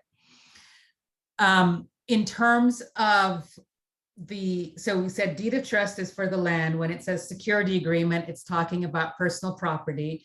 Fixture filings. So fixture filings are items that are attached to your land or to your building, like your HVAC system, that essentially if you shake the building, they're not going to fall out. And there's a special security regime for taking a security interest in fixtures, which is called fixture filing. And so you'll see a provision in your deed of trust that says this is also a fixture filing. In terms of assignment of rents, that is where the lender is saying, if there is a default, then all of a sudden, all those rents, I have the right now to collect those rents to help pay my loan. And then, as opposed to a promissory note, which is never recorded, deeds of trust really need to be recorded. And we'll talk in a while what we mean, why that's important. But for now, recording that deed of trust is going to establish that lien priority, and it's going to provide notice to the world that this lender has a deed of trust. And so, as we said earlier, a borrower could sign a promissory note, but then somebody else owns property that could be used as security for that loan. So it could be an example where a borrower is taking out a pre-development loan, but maybe it's an LLC and its sponsor owns another piece of property. The lender could take a security interest in that other piece of property as security for that loan, that pre-development loan. If something goes wrong, then it would take that other property, but that entity that's providing the deed of trust on the other property is not the same as the borrower. So we're going to look just a little bit at a deed of trust. And anytime a document is going to be recorded, you always have a recording block at the top that talks about who's requesting the recording and where does the document get mailed to. And this excerpt from the deed of trust talks about, it's listing all the different security, all the different things that the lender is taking security in. So it's taking security in the property. It's taking security in any easements, in the building and improvements, in building materials, in, let's see what else it's got here, personal property, fixtures. So everything that essentially that borrower owns is going to be security for the lender's loan. I would say that the deed of trust is the one document you could probably skip reviewing because it's a lot of legal boilerplate. One of the sections I tend to look at in the deed of trust is if it's talking about transfers, because some lenders will put their transfer provisions in their deed of trust. So that is one thing to look at and see there. Okay, so then security agreements. So we said security agreements is what the lender uses to take an interest in personal property. And along with the security agreement, there's also UCC1, Uniform Commercial Code -1. That is the document that gets filed with the Secretary of State to allow that lender to do what's called to perfect its security interest in that personal property. Specifically for if a lender is taking a security interest in an account, you will have what's called a deposit account control agreement. You'll hear some people call it a DACA. So that is necessary, like the UCC1 for personal property. If there's ever an account that's being taken for security, then the lender you'll enter into a DACA with that lender. The UCC1, it's like I said, it's filed with the Secretary of State, but it doesn't have to actually be signed by the borrower. So the borrower doesn't actually have to sign that document, but you'll see it as one of the loan documents. Okay, let's see. Okay, let's just go through these next three and then we'll take a break. So this whole concept of recourse, non-recourse, really what we're talking about here is if the collateral that the lender is taking for its loan is not enough to satisfy its debt, what else can the lender get from the borrower? So a recourse loan is pretty much unlimited in the security that the lender is saying it will take to satisfy that debt. Non-recourse, on the other hand, specifically states what property the lender is taking as security for that loan. So it could be saying, I'm just taking an interest in the plans and specifications. I am just taking an interest in the real property. It is contractual non-recourse. So it's in your loan agreement as to whether it's a recourse or a non-recourse loan. Having said that, you will often see carve-outs from that non-recourse provision for bad things that the developer does on the property. So for example, fraud, misappropriation of rents, things like that. The lender says, wait a minute, yeah, I'm agreeing that my loan is non-recourse, but if you do any of these things, it's going to all of a sudden be recourse. In the construction period, most big bank construction loans are recourse loans. They are not non-recourse. One thing to be careful of is if you have, say, a bank loan that's both construction and then converting to perm, and they've just got one promissory note, you want to make sure that there's language in there that says, yes, it's recourse during construction, but then during the after construction, that loan is going to convert to non-recourse. Most public agency loans, which go construction to perm, are non-recourse from the beginning. So let's look at what a non-recourse provision says. So here's a typical one where it says neither borrower nor any partner of borrower is going to have any personal liability. So I'm not going to go after borrower for payment of this loan. Once the deed of trust is recorded, the sole recourse to this entity is going to be to the property described in the deed of trust. Now, I remember earlier, William was talking about single purpose entity. So if your borrower doesn't really own anything other than the property, there may not be much there for a lender to go after for that loan, for repayment of that loan. Now, this indemnity goes on and it says down at the bottom there where it says, borrower shall become fully and personally liable for any loss or damage resulting from fraud, willful misrepresentation, failure to pay taxes, violation of applicable law. Those are all those carve-outs of a non-recourse provision where all of a sudden that loan is going to go recourse. So why is all this important? And really what it comes down to is what happens if there's a foreclosure. So when there's a foreclosure, a lender can either foreclose judicially or non-judicially. A non-judicial foreclosure is shorter, cheaper than a judicial foreclosure. There is this concept in California called a deficiency judgment. So let's say that the lender's loan is $200 and the property is worth $100. If they foreclose and the property is only worth $100, so they're $100 short, that's the question is how can they collect that extra $100?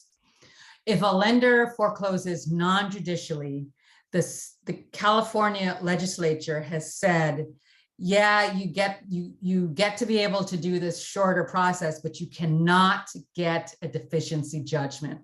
You cannot go after the borrower for that extra money that you did not get because the property wasn't equal to it. If you foreclose judicially, yes, you can get that deficiency judgment to the extent that the debt that you're owed exceeds the fair market value of the property. So that's one of the benefits of going judicially.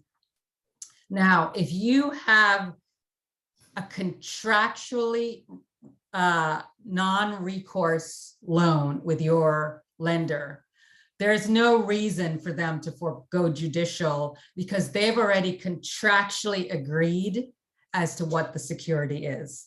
So the non-judicial foreclosure process essentially is works like a statutory non-recourse. The legislature is saying, lender, you cannot go for that deficiency. Just like with a contractual non-recourse where the lender says, I'm going to go after the property, even if my loan, it doesn't satisfy my loan, I've agreed contractually that it's non-recourse. Now, if you have a contractual recourse loan where the lender has said, I'm going to go take everything, and they foreclose non-judicially, they cannot get a deficiency. So that is the statutory non-recourse protection that comes with that non-judicial foreclosure. Whereas if there is a contractual non-recourse loan and due judicial, then there's also no deficiency because the lender has contractually agreed not to go after the borrower. So that's all really confusing, but let's think about that. Let's take a break for about 10 minutes and come back at 3:15.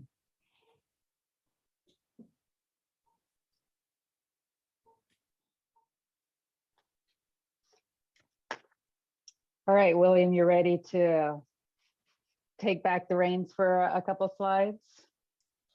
Yeah, do you want to, I was just trying to open up the chat here. I don't see anything in here now. No, I don't see anything in the chat right now. I think I confused everybody with my foreclosure slide.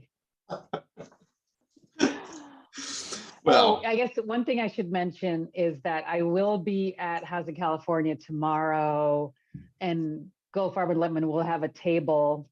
So if you have questions, I know this format can be a little hard to ask questions. Feel free to come up and ask tomorrow any questions that you have. All right, William. Yeah, you're up.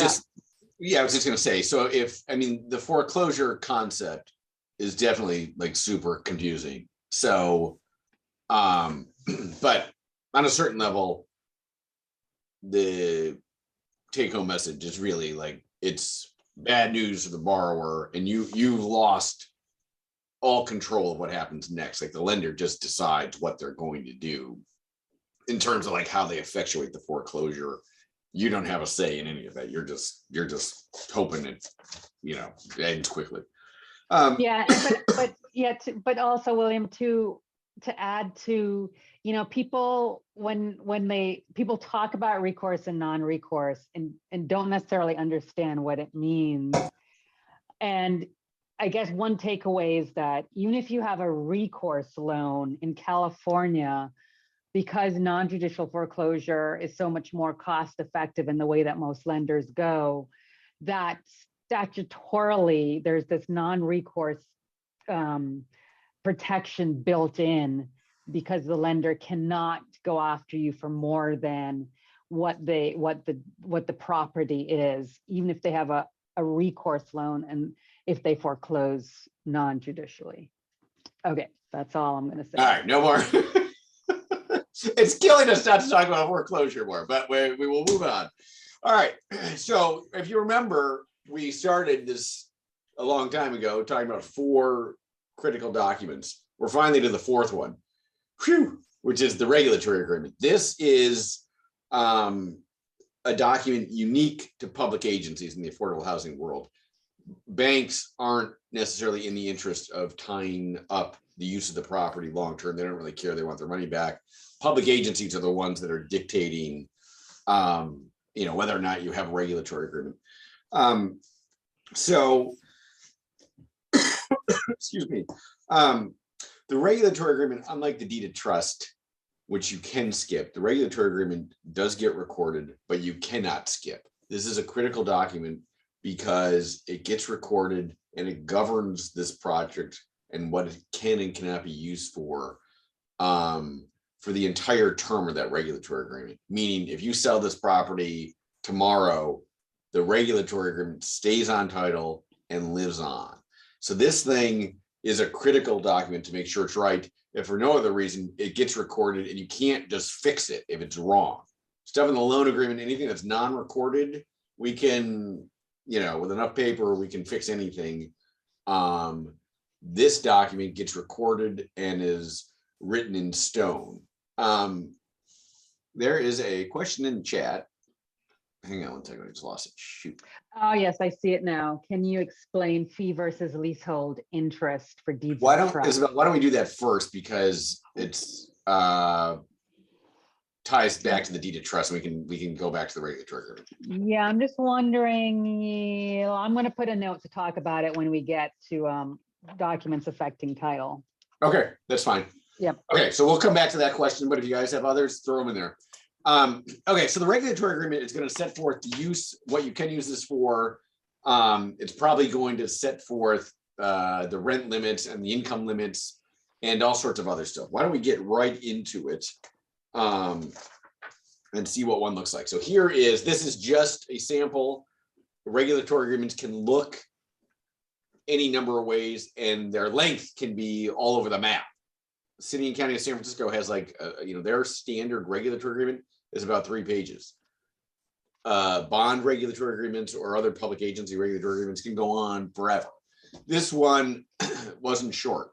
If you look over on the left-hand column under occupancy requirements, this is saying specifically what this property must be used for. So this is setting forth the income restrictions that it has to be available for occupancy by very low income households.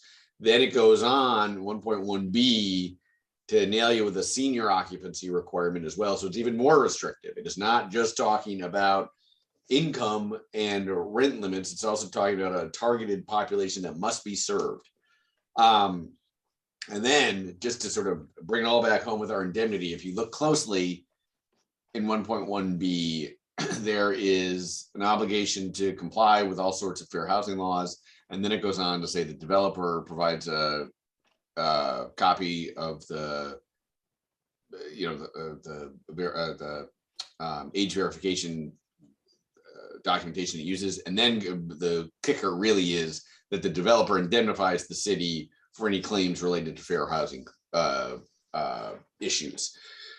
So this is sort of a perfect example of why you need to look at this document, because it's going to be full of all sorts of zingers.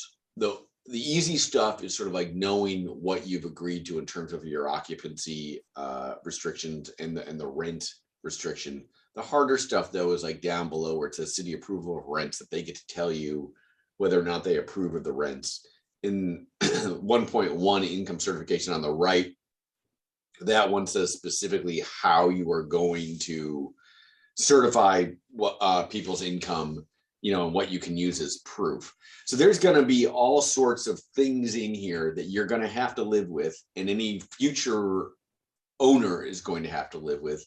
And these things affect the value of the property, but also affect how easy it is to utilize the property for this purpose. So it's easy enough to say you're going to use it for affordable housing. It gets more tricky when you get into multiple regulatory agreements. Isabel, why don't we go down just to the next slide, please?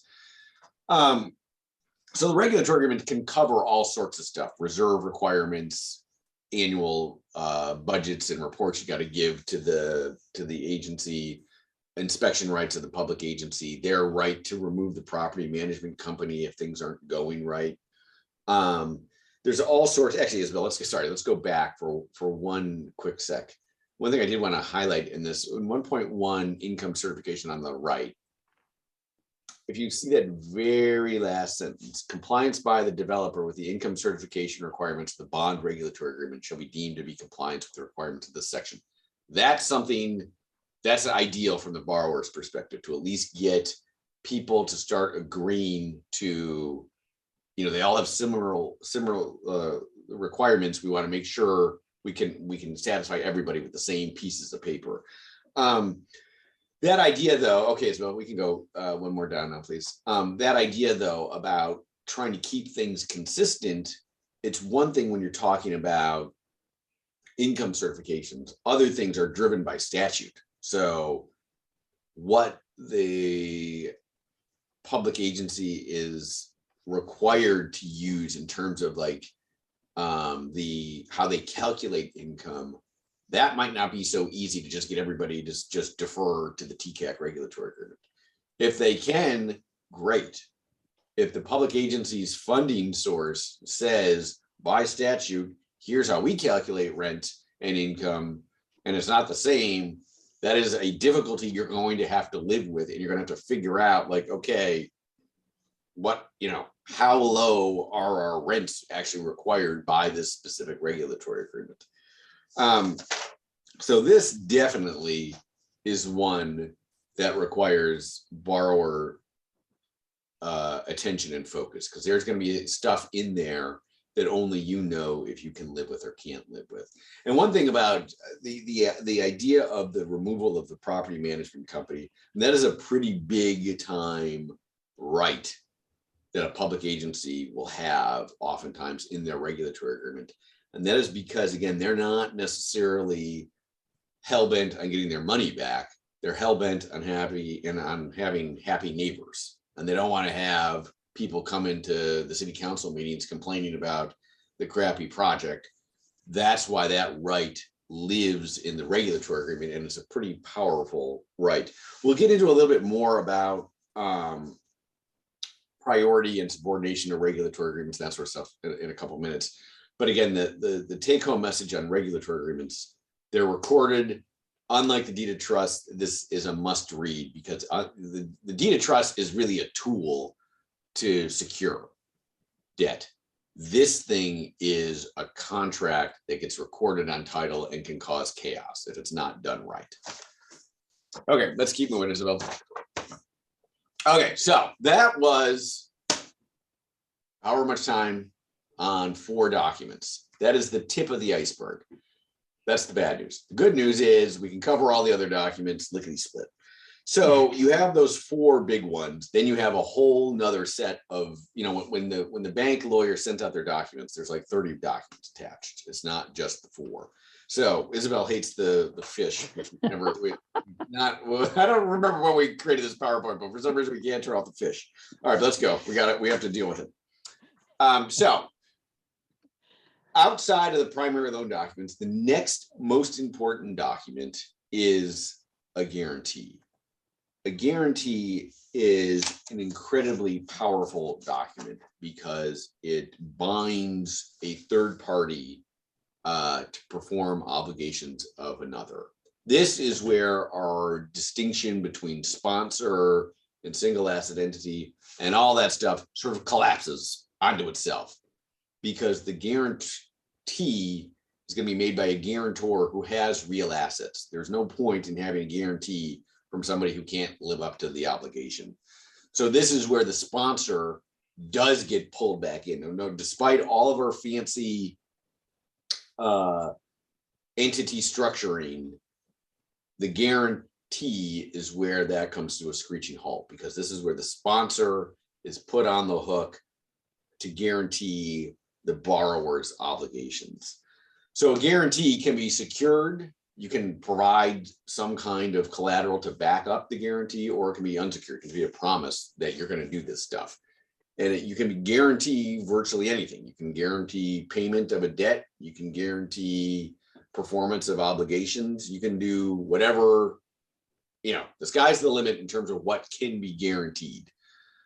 The issue with the guarantee is that it is the whole ballgame. I mean, this document should be terrifying because it is the sponsor agreeing to either repay debt without question or perform an obligation, again, without question. The whole point of the guarantee is to do something that somebody else has failed to do.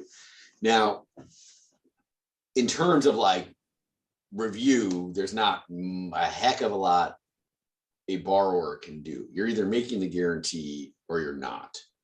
And you don't really get, if a bank says, we need this loan to be guaranteed. You're probably not going to be able to talk anybody out of that. The guarantee itself, the document, there's not a ton of moving parts there, because there's really like a paragraph that says, here's the guaranteed obligation. You, guarantor, are guaranteeing, repayment of this loan and performance of whatever obligations. That's pretty easy. The next 15 pages are all these statutory defenses that the guarantor has to waive in writing. So the guarantee turns out to be a pretty thick document, not because it's complicated. It's just that you as the guarantor have to waive all this stuff. So the beneficiary of this guarantee knows, if I need to enforce this thing, this guarantor isn't going to come up with some technical reason why they're not actually on the hook.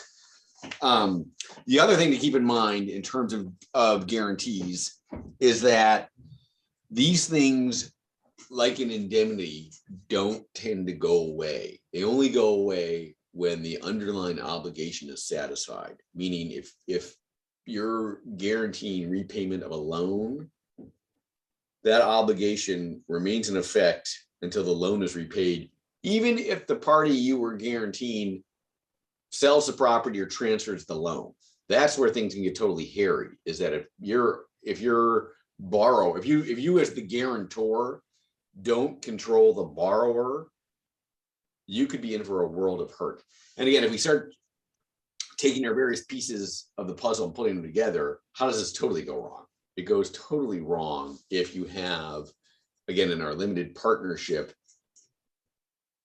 the GP is related to the sponsor.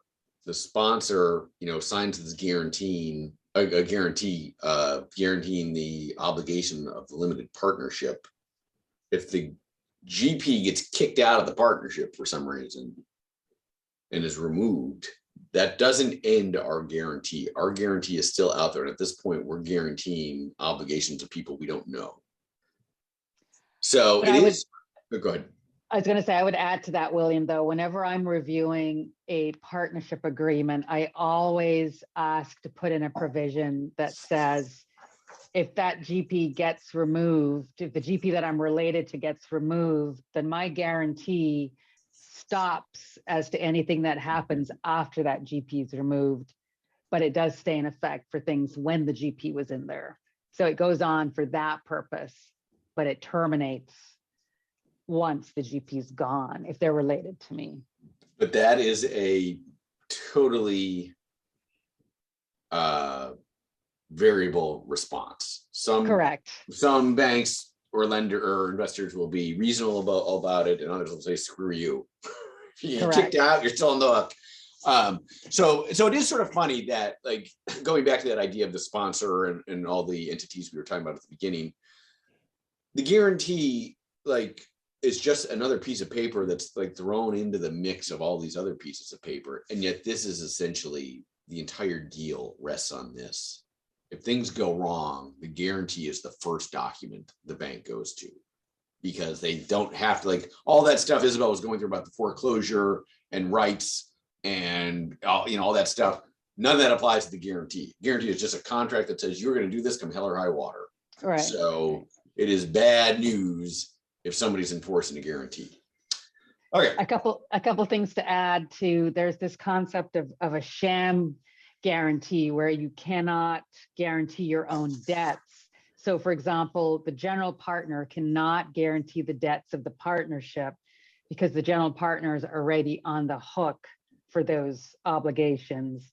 And the other thing I'll say is, if you've got a guarantor who is unrelated to the borrowing entity. So sometimes we have a borrower who is a relatively new nonprofit and they partner with a more experienced entity, and that experienced entity gives the guarantee. When the developer is reviewing that loan agreement and you're making reps and warranties about the guarantor, if they're not related to you, you really need to look at those reps and warranties carefully and make sure that you know enough about that guarantor to make those reps and warranties Or you say, you know, one of your comments says, no, those reps can only be in that guarantee because I am not related to that guarantor. Again, as William says, whether the lender will actually be responsive is another question or not issue. Okay. So the guarantee is one other document. More documents you're going to see are assignments. Now, this is where things get screwy because there are assignments and then there are assignments. An assignment can mean one of two things, and it all depends on context as to what we're talking about. You can assign an obligation. These are the transfer sections that we were talking about. That if you can, you know, the debt can get transferred from party A to party B. The lender says it's okay, great. Party A is on the hook unless the lender formally releases them from that obligation. It's like, you know, sort of the easiest way to think about this is like in a lease context. If you sublease an apartment, the person doing the subleasing is still on the hook unless the landlord says, I will look only to the sub tenant and not to you, former tenant. So without a release, the one doing the assigning, the assignor, is still on the hook. So that's assigning an obligation. But you can also have an assignment for security purposes. This goes back to what Isabel's talking about with the deed of trust and all these mechanisms the lender has to get some security for itself. One way they do it is to have assignments of various documents to be additional collateral for the loan. So this is where you're assigning your right under a contract to the lender, and if they ever declare a default, they can essentially step into your shoes and take over and enforce that contract. But here's why, Isabel, if we go to the next slide, please. Here's why your project gets messed up, because this is how one document goes to, well, I forget, 4 or 5. Let's assume for a second that we have a property management agreement that we sign as the sponsor and the property manager. Let's keep it easy. Let's pretend like our property management is our affiliate, that it's a related entity. Typically, you have to sign this agreement pretty early on in the deal just to show everybody we've got a property manager, right? So we have an agreement in existence. Hooray. Okay. Isabel hit something. Return, I think. Thank you. Then, again, this is where our entities matter. We got to get that document into the hands of the borrower. It was originally signed by the sponsor because we weren't even sure we were going to have a deal ever. We hadn't even formed our borrower yet. Now our deal is looking like it's happening.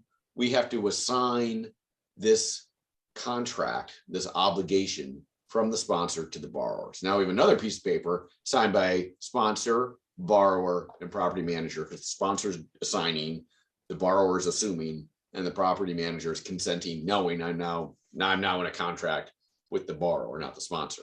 Hooray. Okay, one more, Isabel. Thank you. Then the bank shows up and they say, well, we're nervous about making this loan. We got a deed of trust, but we also want an assignment for security purposes. So we're going to take a collateral assignment of this property management agreement. So now we have another document that is signed by the bank, the borrower, and the property manager. Hooray. Then, one more, please, Isabel.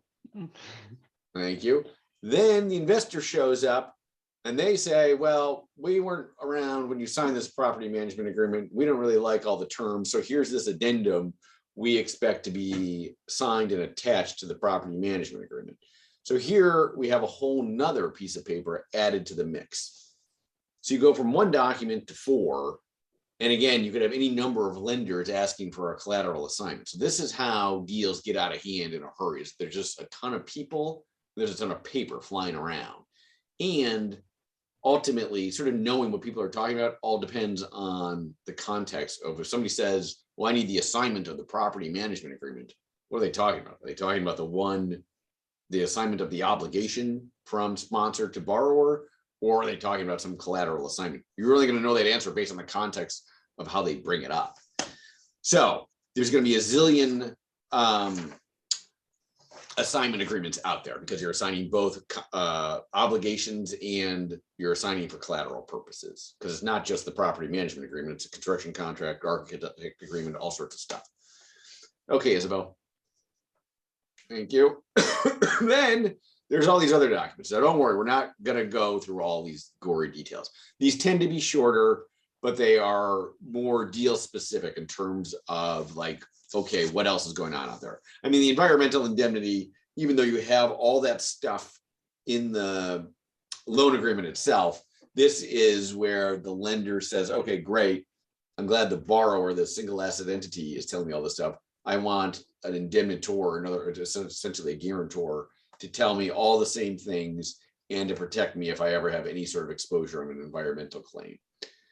You can also have reserve agreements and all sorts of certifications and estoppels and subordination agreements, which we will talk about in a sec. So the amount of paper flying around is definitely obscene.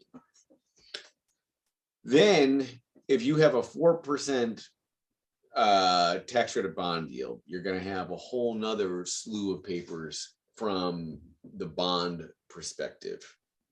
This adds a level of complexity because it adds even more people and more paper. And if you're doing a public offering of your bond, that gets even more convoluted because then you have even more people involved. The issuer is the entity that's issuing the bonds. The trustee is this third party that is essentially the intermediary between the issuer and the bond holders.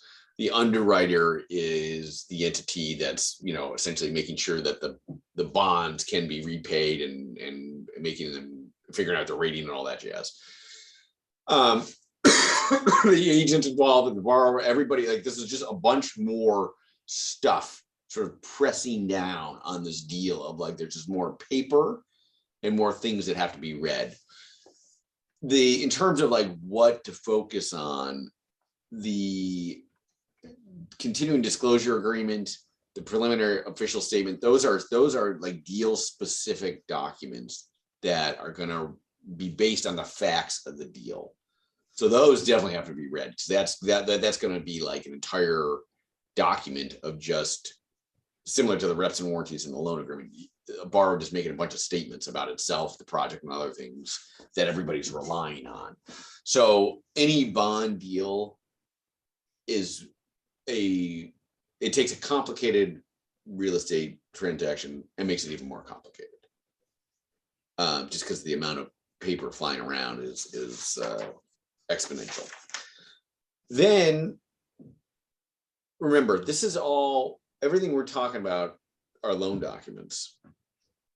Briefly, for one slide, we will dip our toe into the world of tax credits by saying there's all these other documents too, because you have your partnership agreement, which is easily going to be 60 to 100 pages.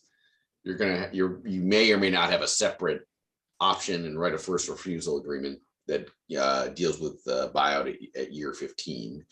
You're probably going to have a development services agreement between the developer, / sponsor entity and the partnership to get paid your developer fee.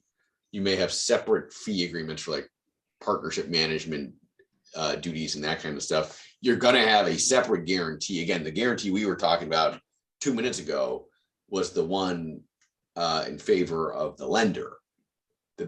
The limited partner is going to expect the sponsor to also guarantee obligations of the general partner under the partnership agreement. So there'll be a completely separate guarantee in favor of that entity. So coming and going, the sponsor's in trouble because you're making multiple guarantees to multiple parties.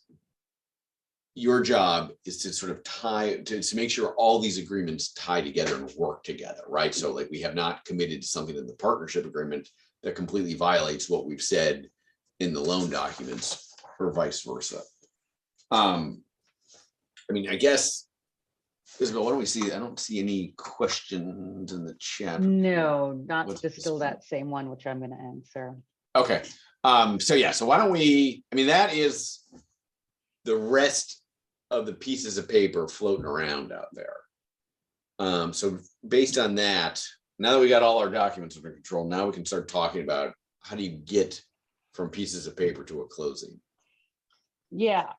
And what we want to do is just focus, because we're talking about real property transactions, loans associated with real property transactions.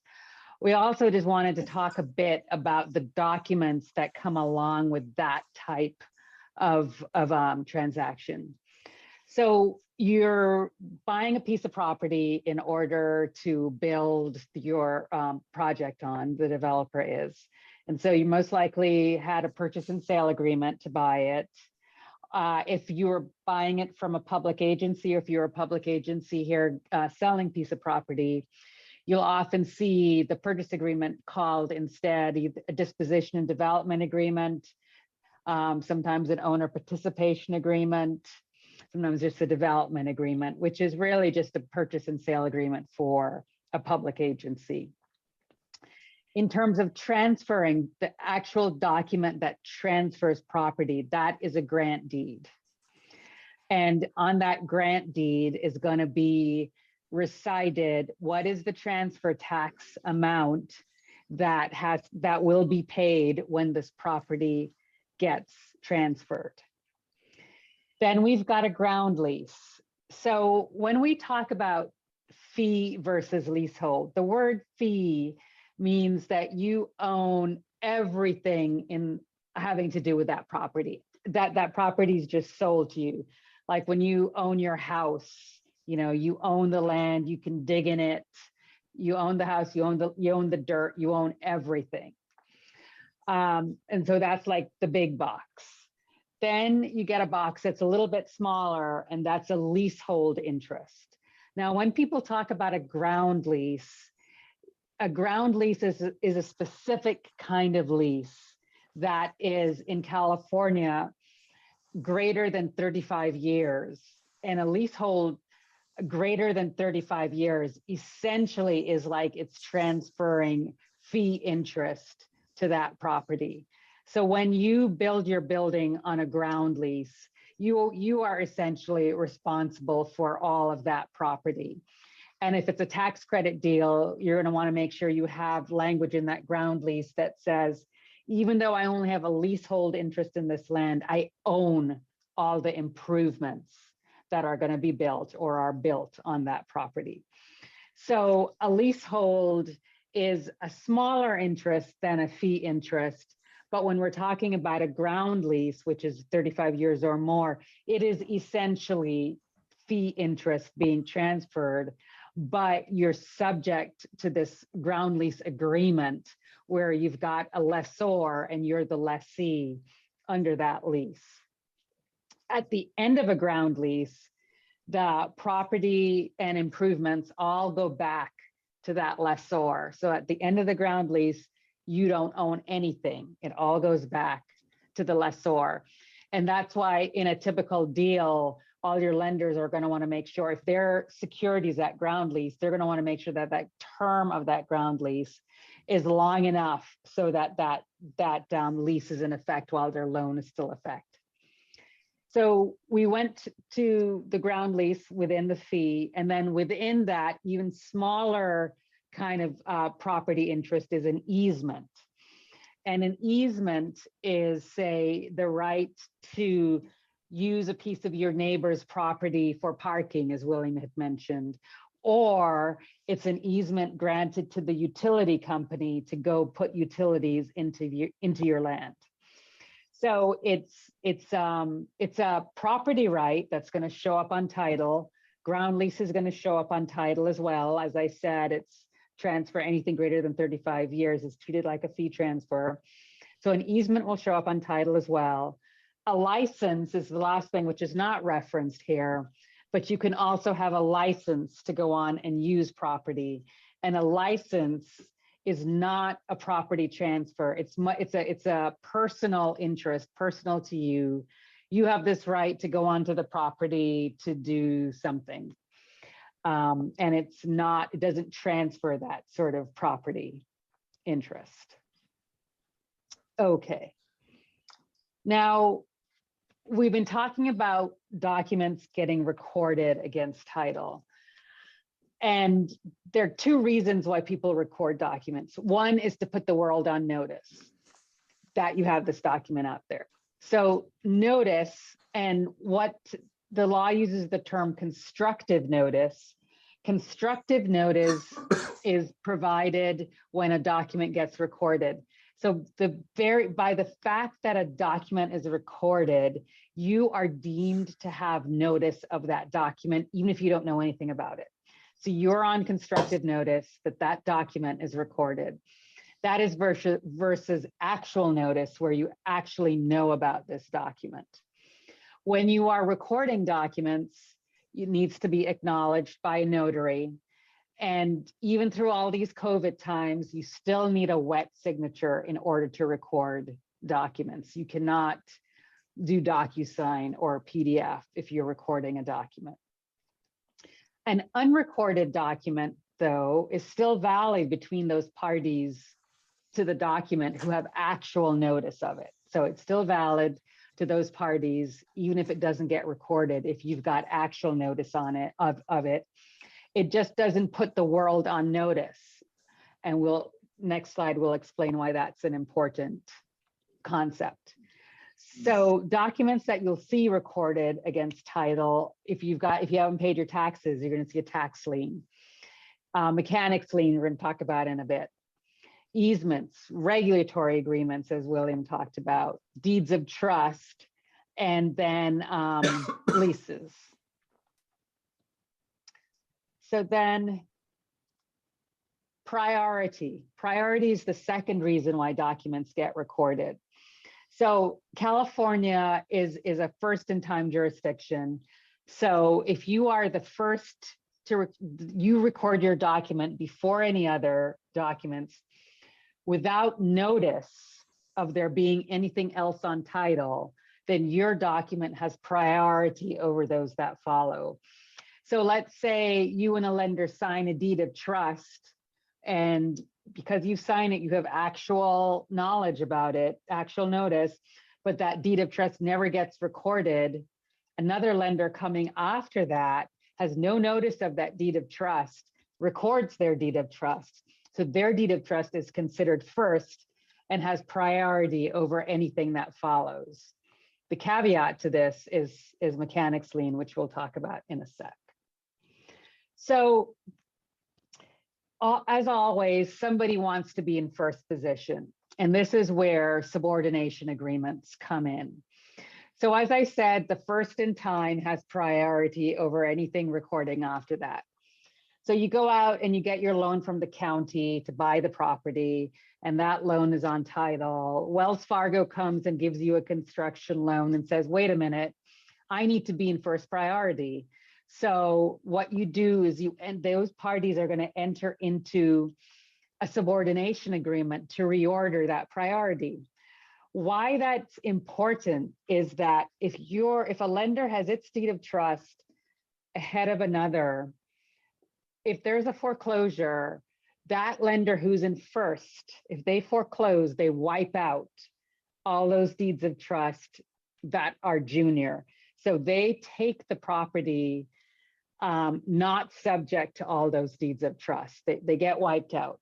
That's why lien priority is such an important thing, and why you'll see subordination agreements in all of our deals. When we talk about regulatory agreements and deeds of trust, so deeds of trust are documents that you can foreclose with. You can use it to foreclose. You cannot use a regulatory agreement to foreclose. But if a regulatory agreement is junior to a deed of trust, it will get foreclosed when that deed of trust forecloses. So here we look at this.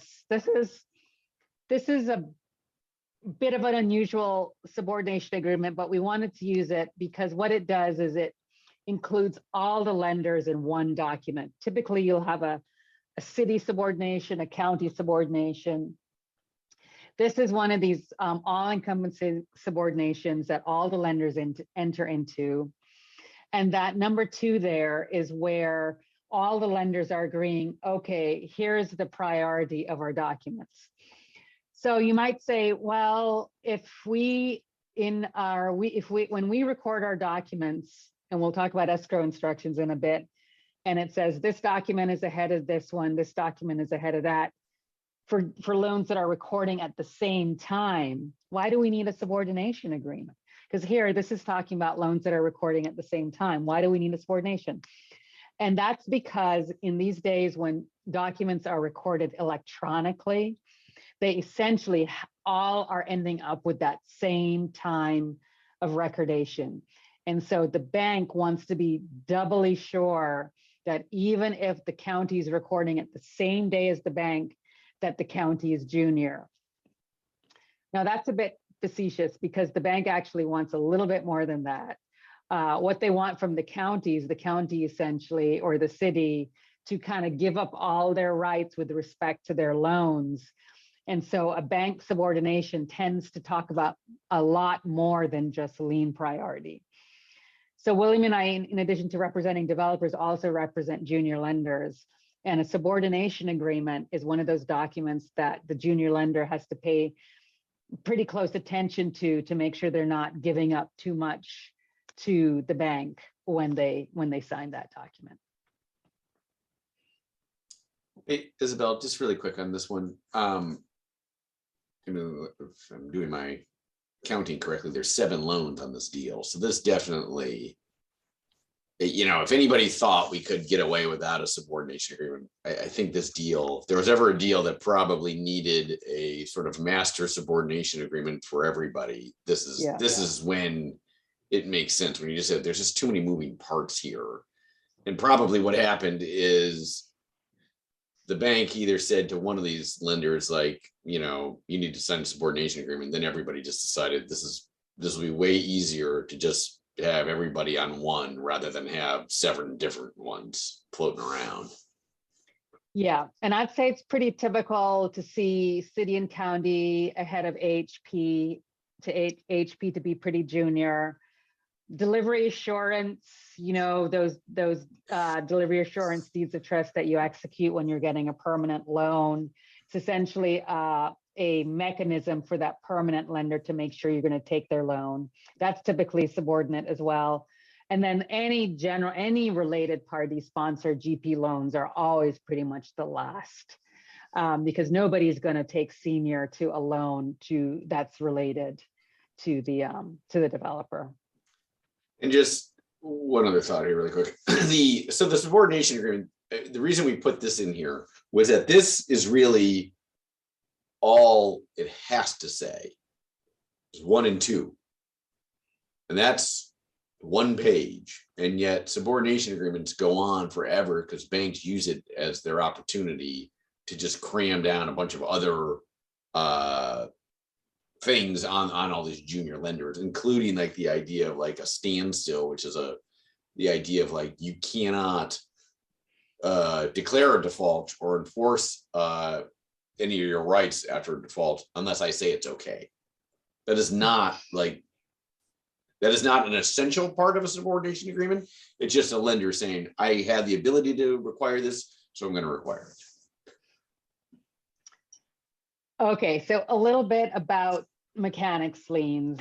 So a side gig that William and I have is we both also draft construction contracts. Not something we particularly enjoy doing, but we do it.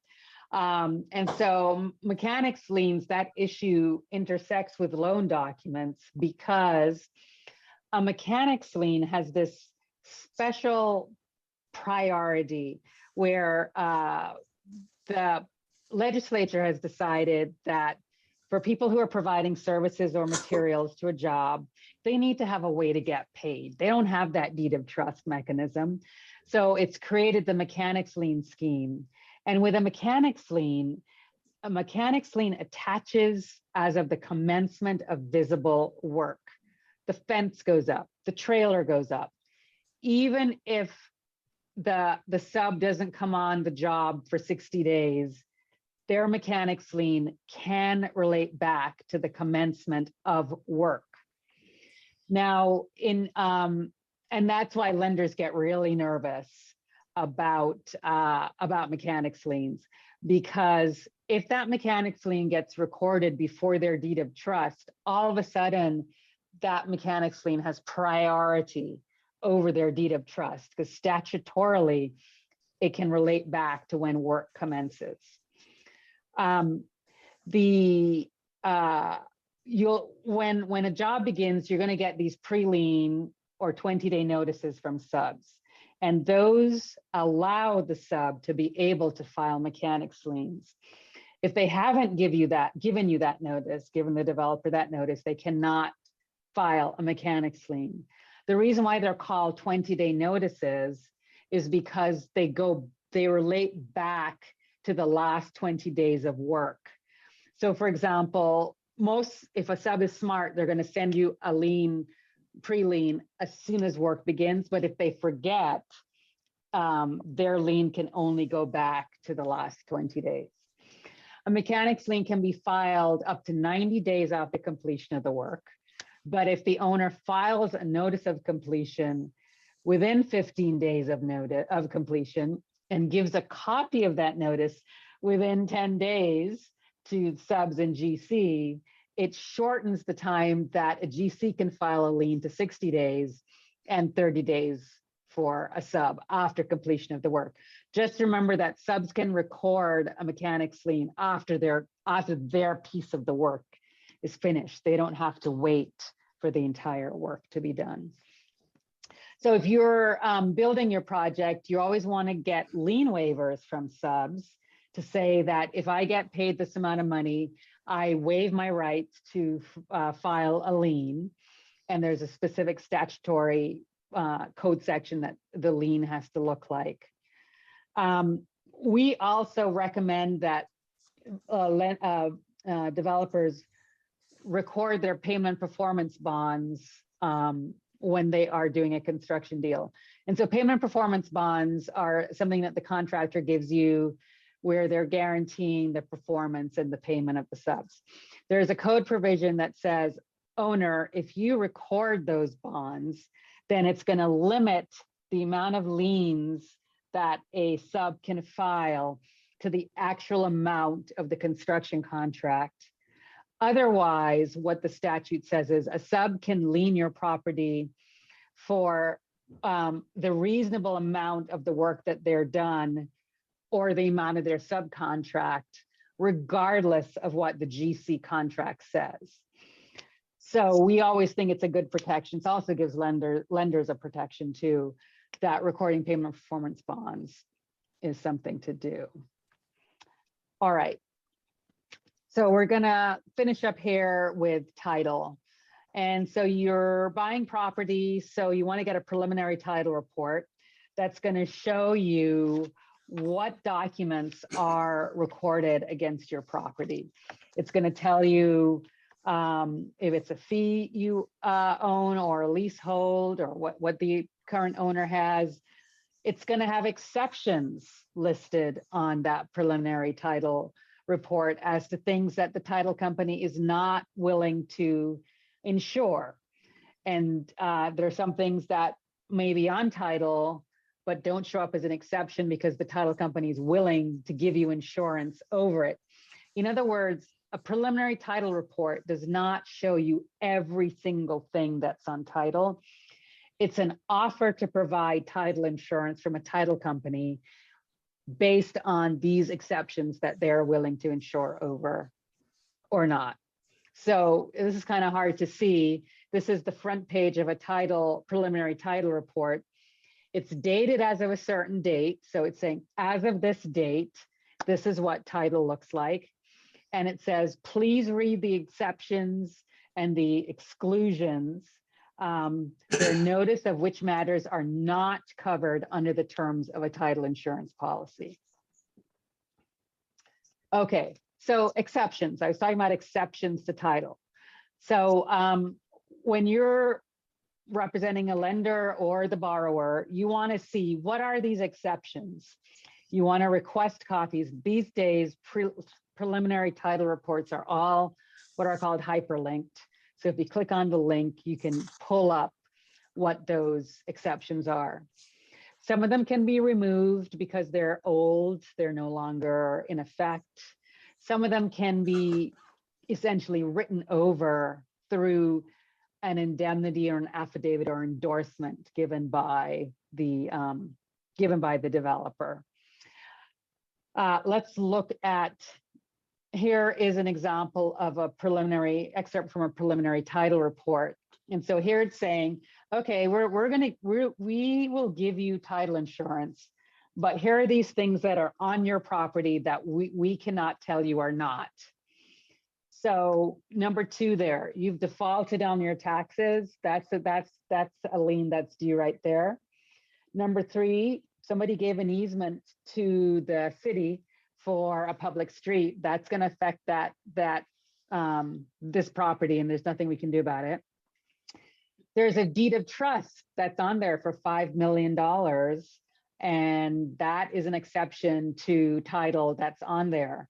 So that's one of those existing deeds of trust where if you are going for your construction loan, that the construction lender that's coming on is going to say, hey, I need to have a subordination with that existing deed of trust because my loan that's coming on is like, $40 million. There are other weird things that sometimes you see on title.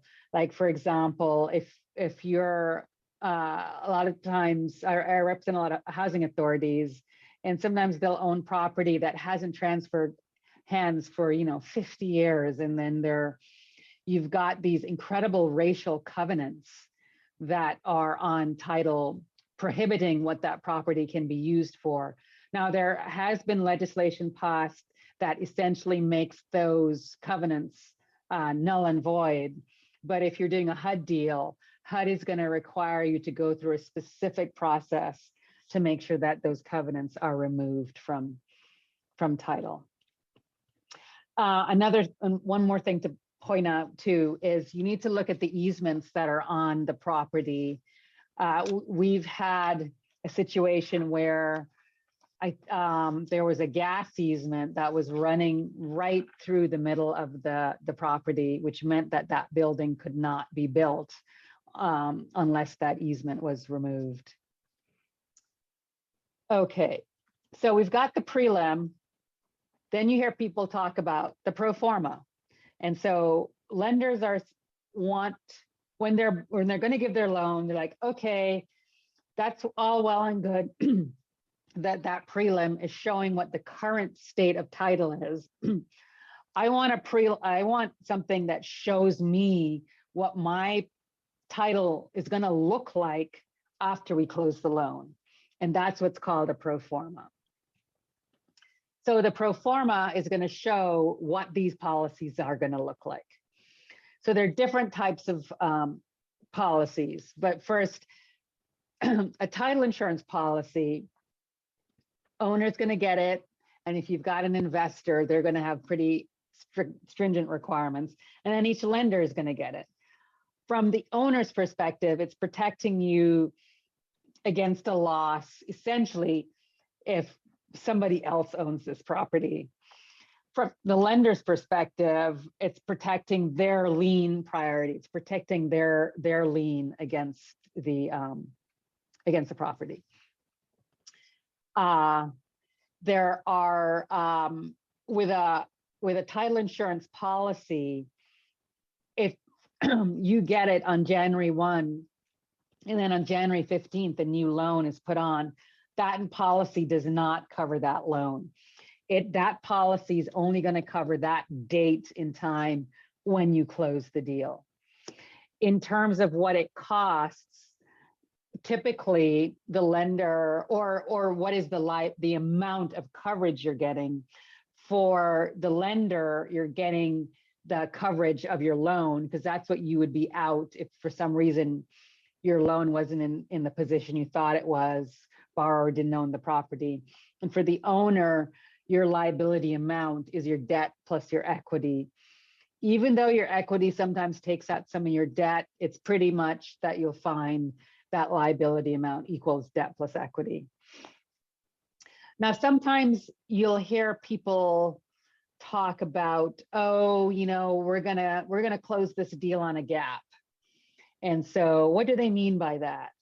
Well, what they mean is that they're gonna, so let's say that, for example, on a bond deal, in order for those bonds to be considered closed, you need to have dispersed about a minimum of $50,000. So that deal can be considered closed if that $50,000 is dispersed, but nothing has yet been recorded against the property. In order for the title company to ensure that, because what happens is that title policy is going to be dated as of that funding date, the date of funding. So in order for the title company to give that kind of do that kind of closing, they're going to request an indemnity from the owner, where you, owner, indemnify the title company for anything that goes on title between that funding closing and then the actual recordation of documents. That maybe have gotten a little too out there, confusing, I'm not sure. Oh, sorry, there was a question about difference between exclusive and non-exclusive easements. I would say exclusive easements are, when we're talking about things like using a driveway, that typically those are non-exclusive easements. In other words, that it's not that the owner of the neighboring property also has the right to go on that driveway, just not the person that they're giving it to. So non-exclusive means you're not the only person who can use that easement. Other people can use it as well. And exclusive means you're the only person who has that right to use the easement. Anything to add to that, William? Nope, that's about it. Okay. So then back to title insurance, there are two types of policies. You hear people talk about CLTA. Oh, one more question about easements. Why do some lenders seem to require more for title endorsements? And if maybe you're talking about they want an endorsement for an easement, and it could be that, and if that's not what you're asking for, you can send me another note. But what the lender doesn't want to have happen is that essentially what I was talking about, where there's an easement and all of a sudden you can't build your property, build your project. So they get coverage from the title company that easement won't mess with their loan. But really, at the end of the day, the title company is the most risk averse of all of these people. And they are not going to give that coverage unless they know essentially that, you know, nothing's going to happen. So if that easement, if that gas line easement is really going to mean you can't build your project, they're not going to give that coverage. And pretty much you need to get rid of that easement. So it's a little bit of a game where it's insurance. So their title company is not going to take a bet on something that it's most likely that they're going to have to pay that claim out. So there are two types of policies, CLTA and ALTA. The ALTA gives the greater coverage, and in all of our deals, you're pretty much going to see people asking for ALTA title policies. The thing about an ALTA policy is, so with a CLTA, it's just going to cover a public search of the records to see what's out there. But with an ALTA policy, you're going to need a survey, because that survey is going to show actually what's out there on the property. So we talk about that gas easement. We have had situations where the easement does not show up on title, but all of a sudden when they go out there to survey it, they find that easement. And so once that survey shows that easement, you're not going to get coverage from the title company for that. The greater coverage that the ALTA does provide typically are mechanics liens. And so that's why you'll see lenders requesting those ALTA policies. What does recording a covenant on a fee interest mean? So if, I guess you could call a regulatory agreement a covenant, and recording it on the fee versus the leasehold is not really any different. It just means it's something that runs with that property. So I think where maybe the question's coming from is, why record it if it can't wipe something out, maybe? But what it means is that when you record that covenant, if you go sell that property, it's sold subject to that covenant. So if you've got something that says it has to be affordable housing and you think, oh, I'm going to go sell it because I can't be bothered with this affordable housing crap anymore, the person who's buying it, they're going to be subject to that covenant. So they're going to have to comply and keep it affordable. So once you record it, it's putting the world on notice. Even if that person who bought it is lazy and doesn't look at the title policy, they're held to be subject to that regulatory agreement because it is recorded against the title. Okay, so endorsements to policies are ways to enhance coverage. Typical, you'll see endorsements for saying that the property has access to a street, that the Subdivision Map Act has been complied with. Investors, lenders require them, developers going to pay, and they're issued at the time that the policy is issued. Here's an example of an endorsement to a title policy where it says the company insures against loss or damage sustained by reason of the failure of the land as described in Schedule A, the legal description, to be the same as that identified on the survey. So this is called the same as survey endorsement, where the title company is giving this endorsement that the survey essentially matches the land that's in the legal description. If there was any question that it didn't, the title company would not give this endorsement. So it's belt and suspenders, really, is what an endorsement is. And so now we're going to close up with a couple of our just closing documents that you need to be paying attention to.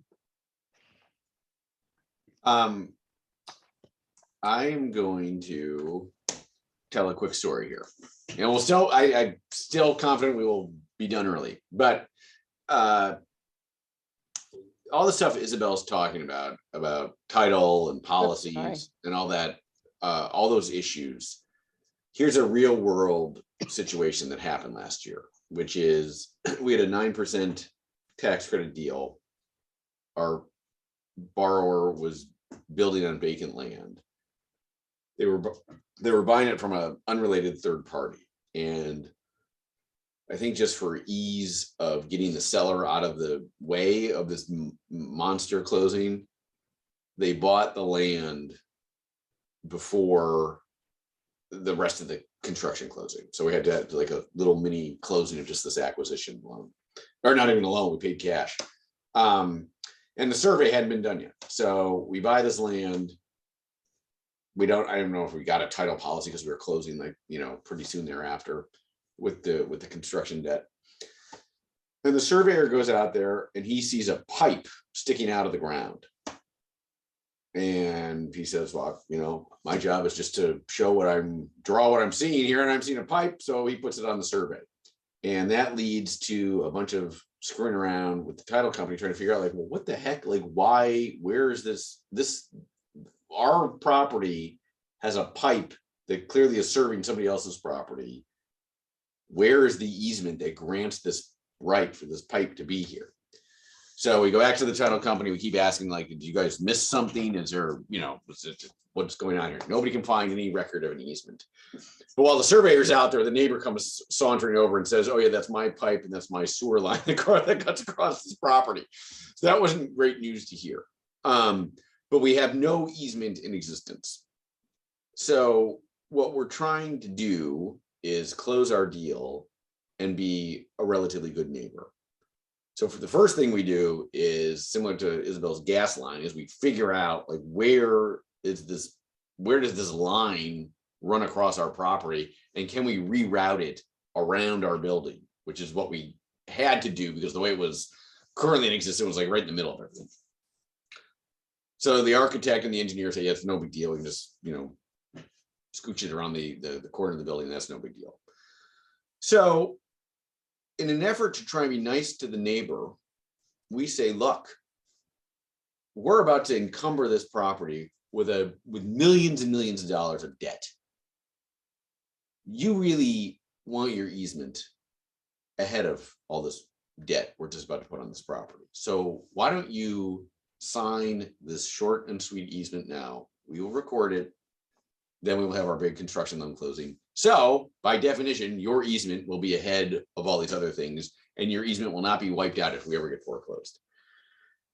And we just ask the neighbor's attorney to not get carried away in marking up this easement, which of course he gets totally carried away, goes bananas on puts all these like indemnities and all sorts of crazy stuff in there, and a bunch of stuff we can't agree to. And we were trying to be nice. We had agreed, like, we will put the neighbors up in a hotel because we are going to shut off their sewer, to cut the line, to put in the new one, all this stuff. We get this whole blowout fight.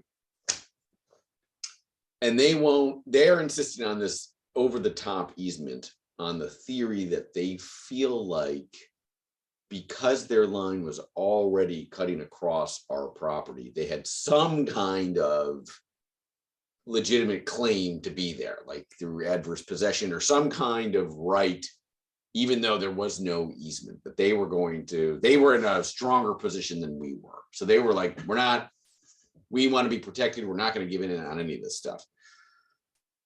So we eventually, and we tell the attorney this, like, we're like, look, our deal has got to close by this day. If you don't have this easement done, lots of luck to you, but our deal has to close. And they continue to negotiate. And finally we just say, to hell with this. We were trying to be nice. We don't have to do this. We do not have to give this guy this easement. We were trying to be helpful, and it's totally blown up on our face. So we say, screw you and your easement. We got to close. So we close on the theory that at some point the neighbor will realize, like, oh, okay, I don't really care. Whether or not I get my easement recorded, what I really need is a sewer line that works, and they're going to take care of it for me. So what do I care? We eventually, months after the closing, we eventually continued to fight with the neighbor, and eventually had to beg the construction lender to subordinate their deed of trust to this easement, because that was, even though that was sort of where we started. We were trying to put the neighbor ahead of the deed of trust for the bank. We were going to do that based on just the timing of the recording of the easement. We eventually had to go get the bank to subordinate to the nut job neighbor for their easement. So it's this sort of thing. Isabel, I think we lost our slides here. So it's that kind of stuff that can definitely throw closing into a tailspin, but it also sort of highlights how tricky recording can get, and how tricky the priority of recording can be. That if you, I think Isabel's texting me here. I think she just got off. Yeah, she just got cut off. So at any rate, so it's definitely something that can cause drama.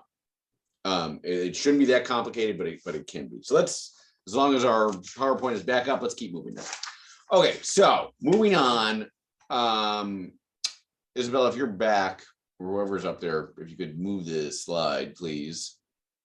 We're going to talk really quick about escrow instructions and the closing statement.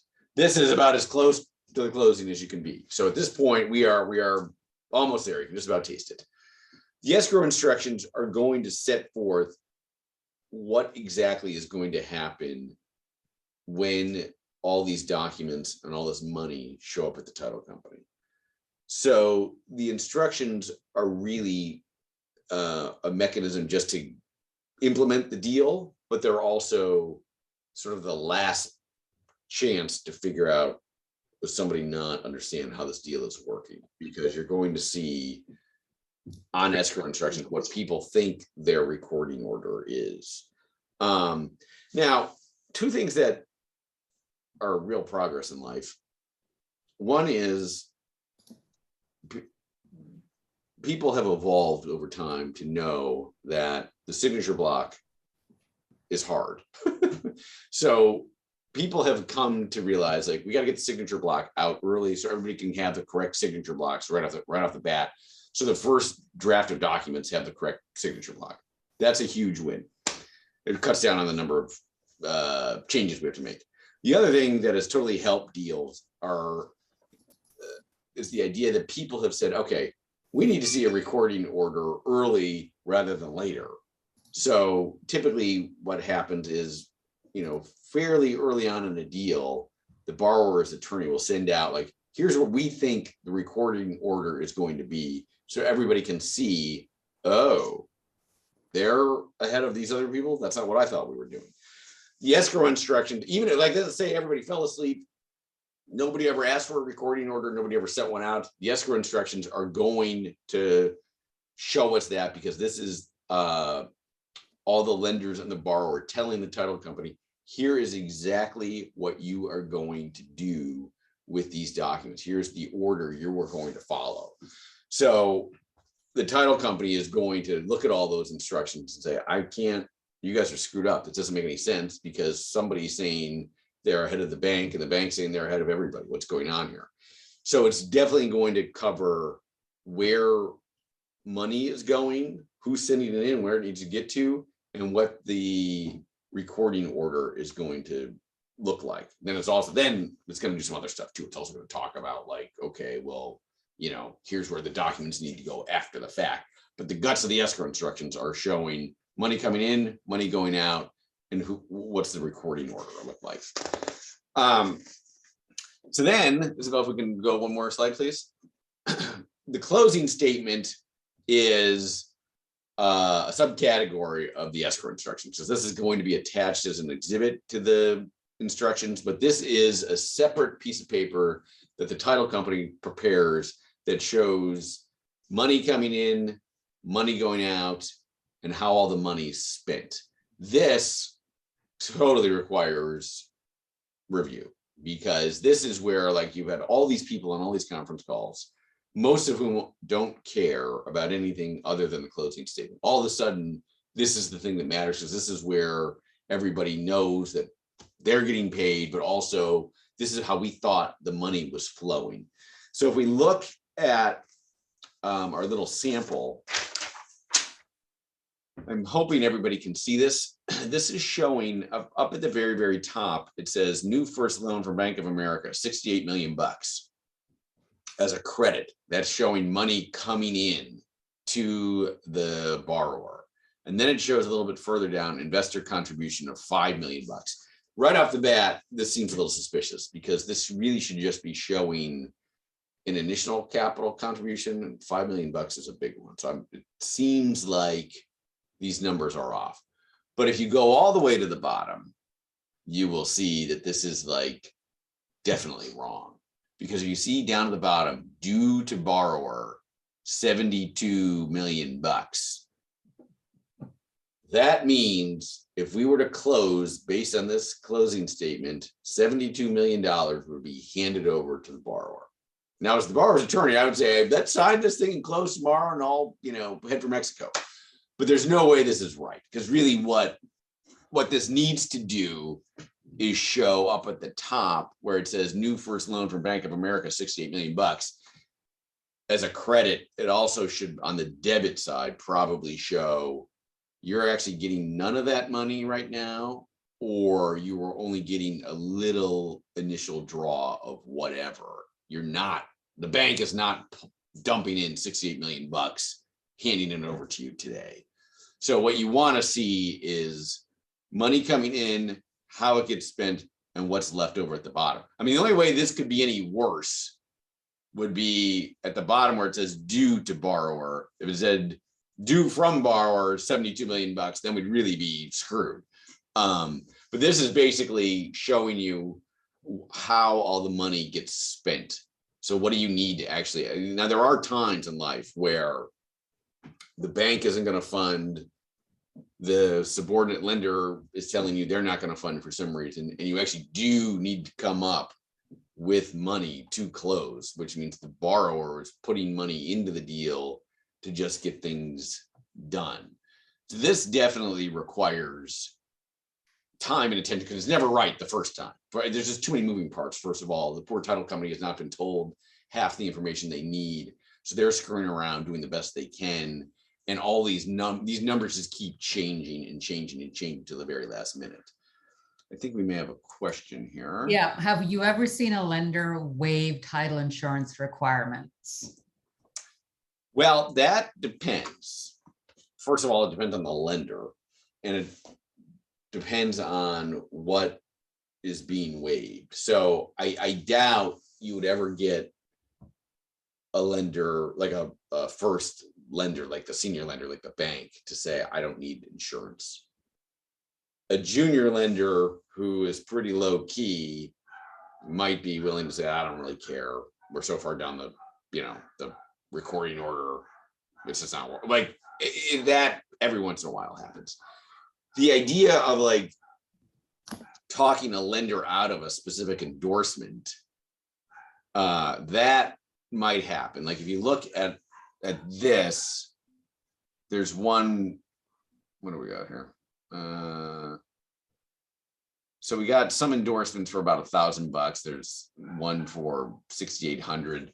I mean, theoretically, you could ask a lender like, the cost to get this endorsement is not really, it's really not cost effective. Why are we doing this? A lot of times though, they're saying, look, we don't care. We're not really interested in this particular deal. We need to be able to show everybody else at the bank, we got the set of endorsements we always get. So that's sometimes why you're like paying for stuff. They're like, this doesn't even really apply here. Like, what the hell are we doing this for? That's why, because the bank is just saying like, we just need these because we cannot bundle this loan with other loans and sell it on the secondary market unless we can say they all have these endorsements. I think so that's why it does come up sometimes. I think sometimes AHP lenders don't get insurance. I think that's pretty typical. Right. Like, and like the sponsor loan, we might just decide what are we doing here? Why are we just spending money to spend money here? Okay. Why don't we talk about stuff that can go wrong?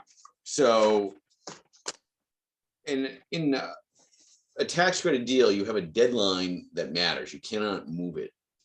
And so closing, after all this paper has been shuffled around for months, we still need to record. We're not done until we record. These are things that can totally screw up closing. So we just thought we'd list some of them here so you can keep them in mind as you're planning for your closing. One is board meetings schedules. This isn't quite as bad as it used to be. One good thing about COVID is that now everybody does things by Zoom and other stuff. So like having a meeting isn't quite as difficult as it once was.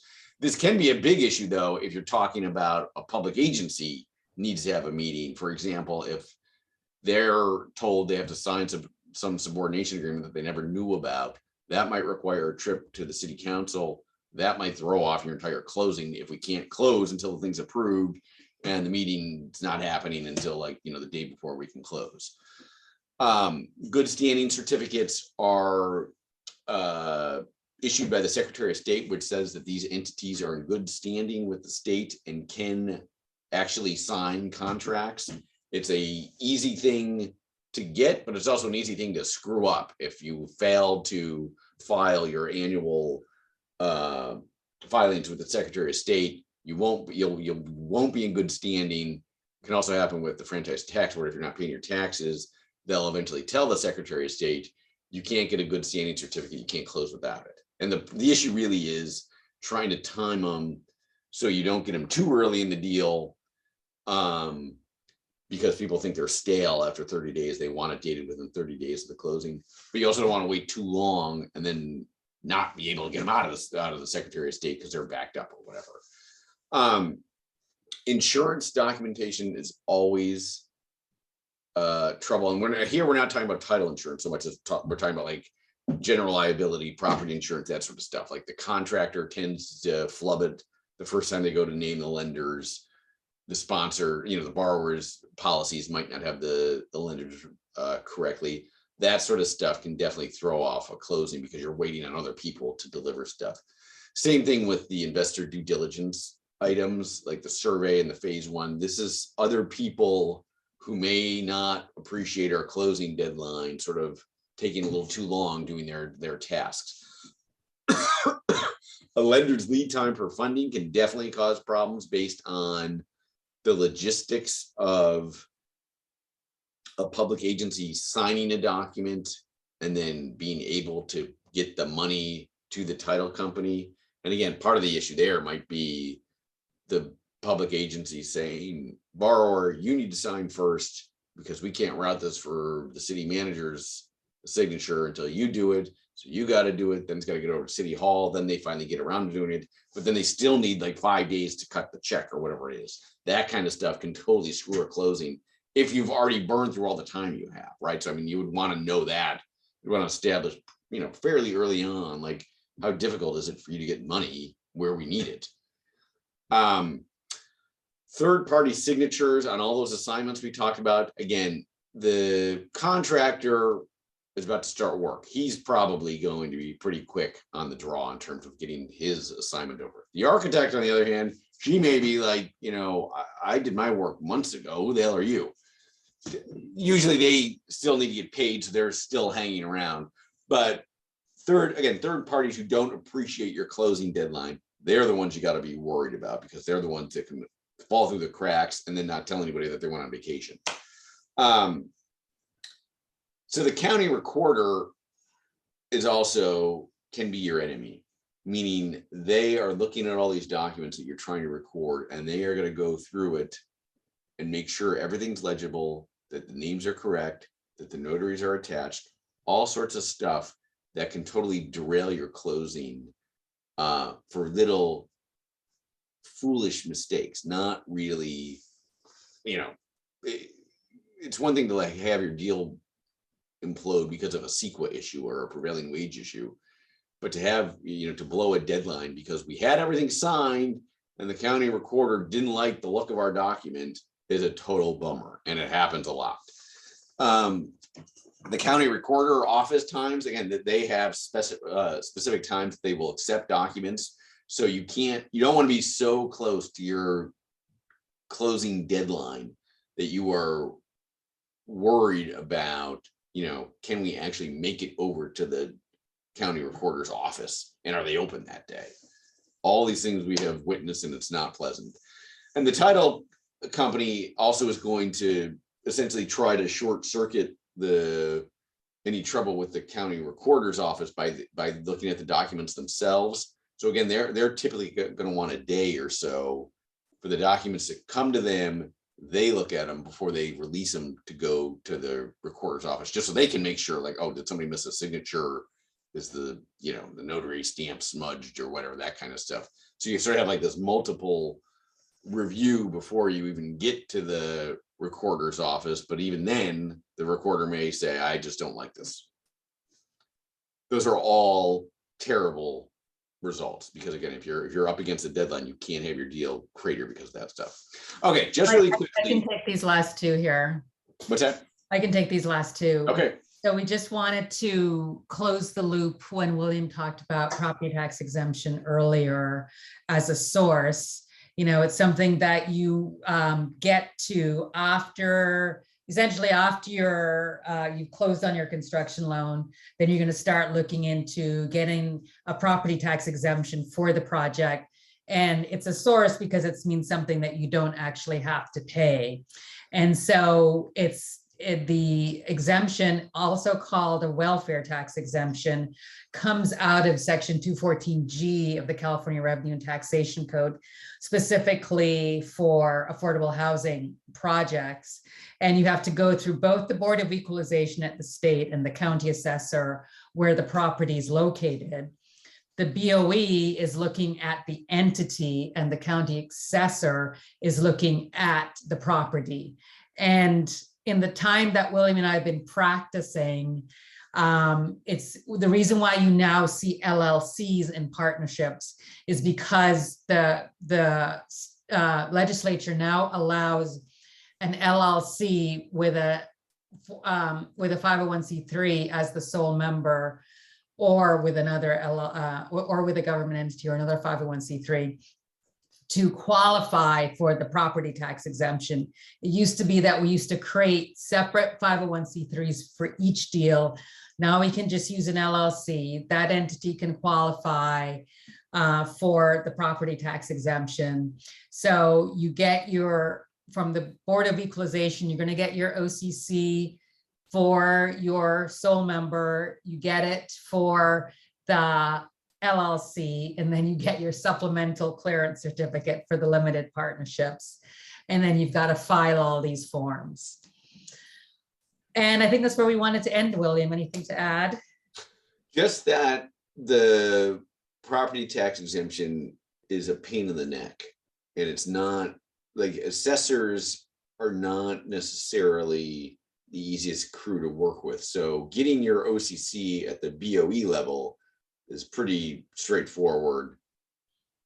Converting that from, like, I have an OCC, I could be exempt, to I have my property tax exemption in hand is a totally different fight. So I do think people tend to underestimate how much drama is involved in getting the assessor on board. Right. So start that early. And that's it from us. Like I said, I'll be up in Sacramento tomorrow. We can stop by and ask any questions or send us emails if you've got questions. And sorry for my computer problems. I've never had my computer crash like that. Twice. Well, mine didn't work either. So we were definitely struggling. So we apologize about the technical difficulties, everyone. So, all right. I think that's it. Goodbye. Thank you.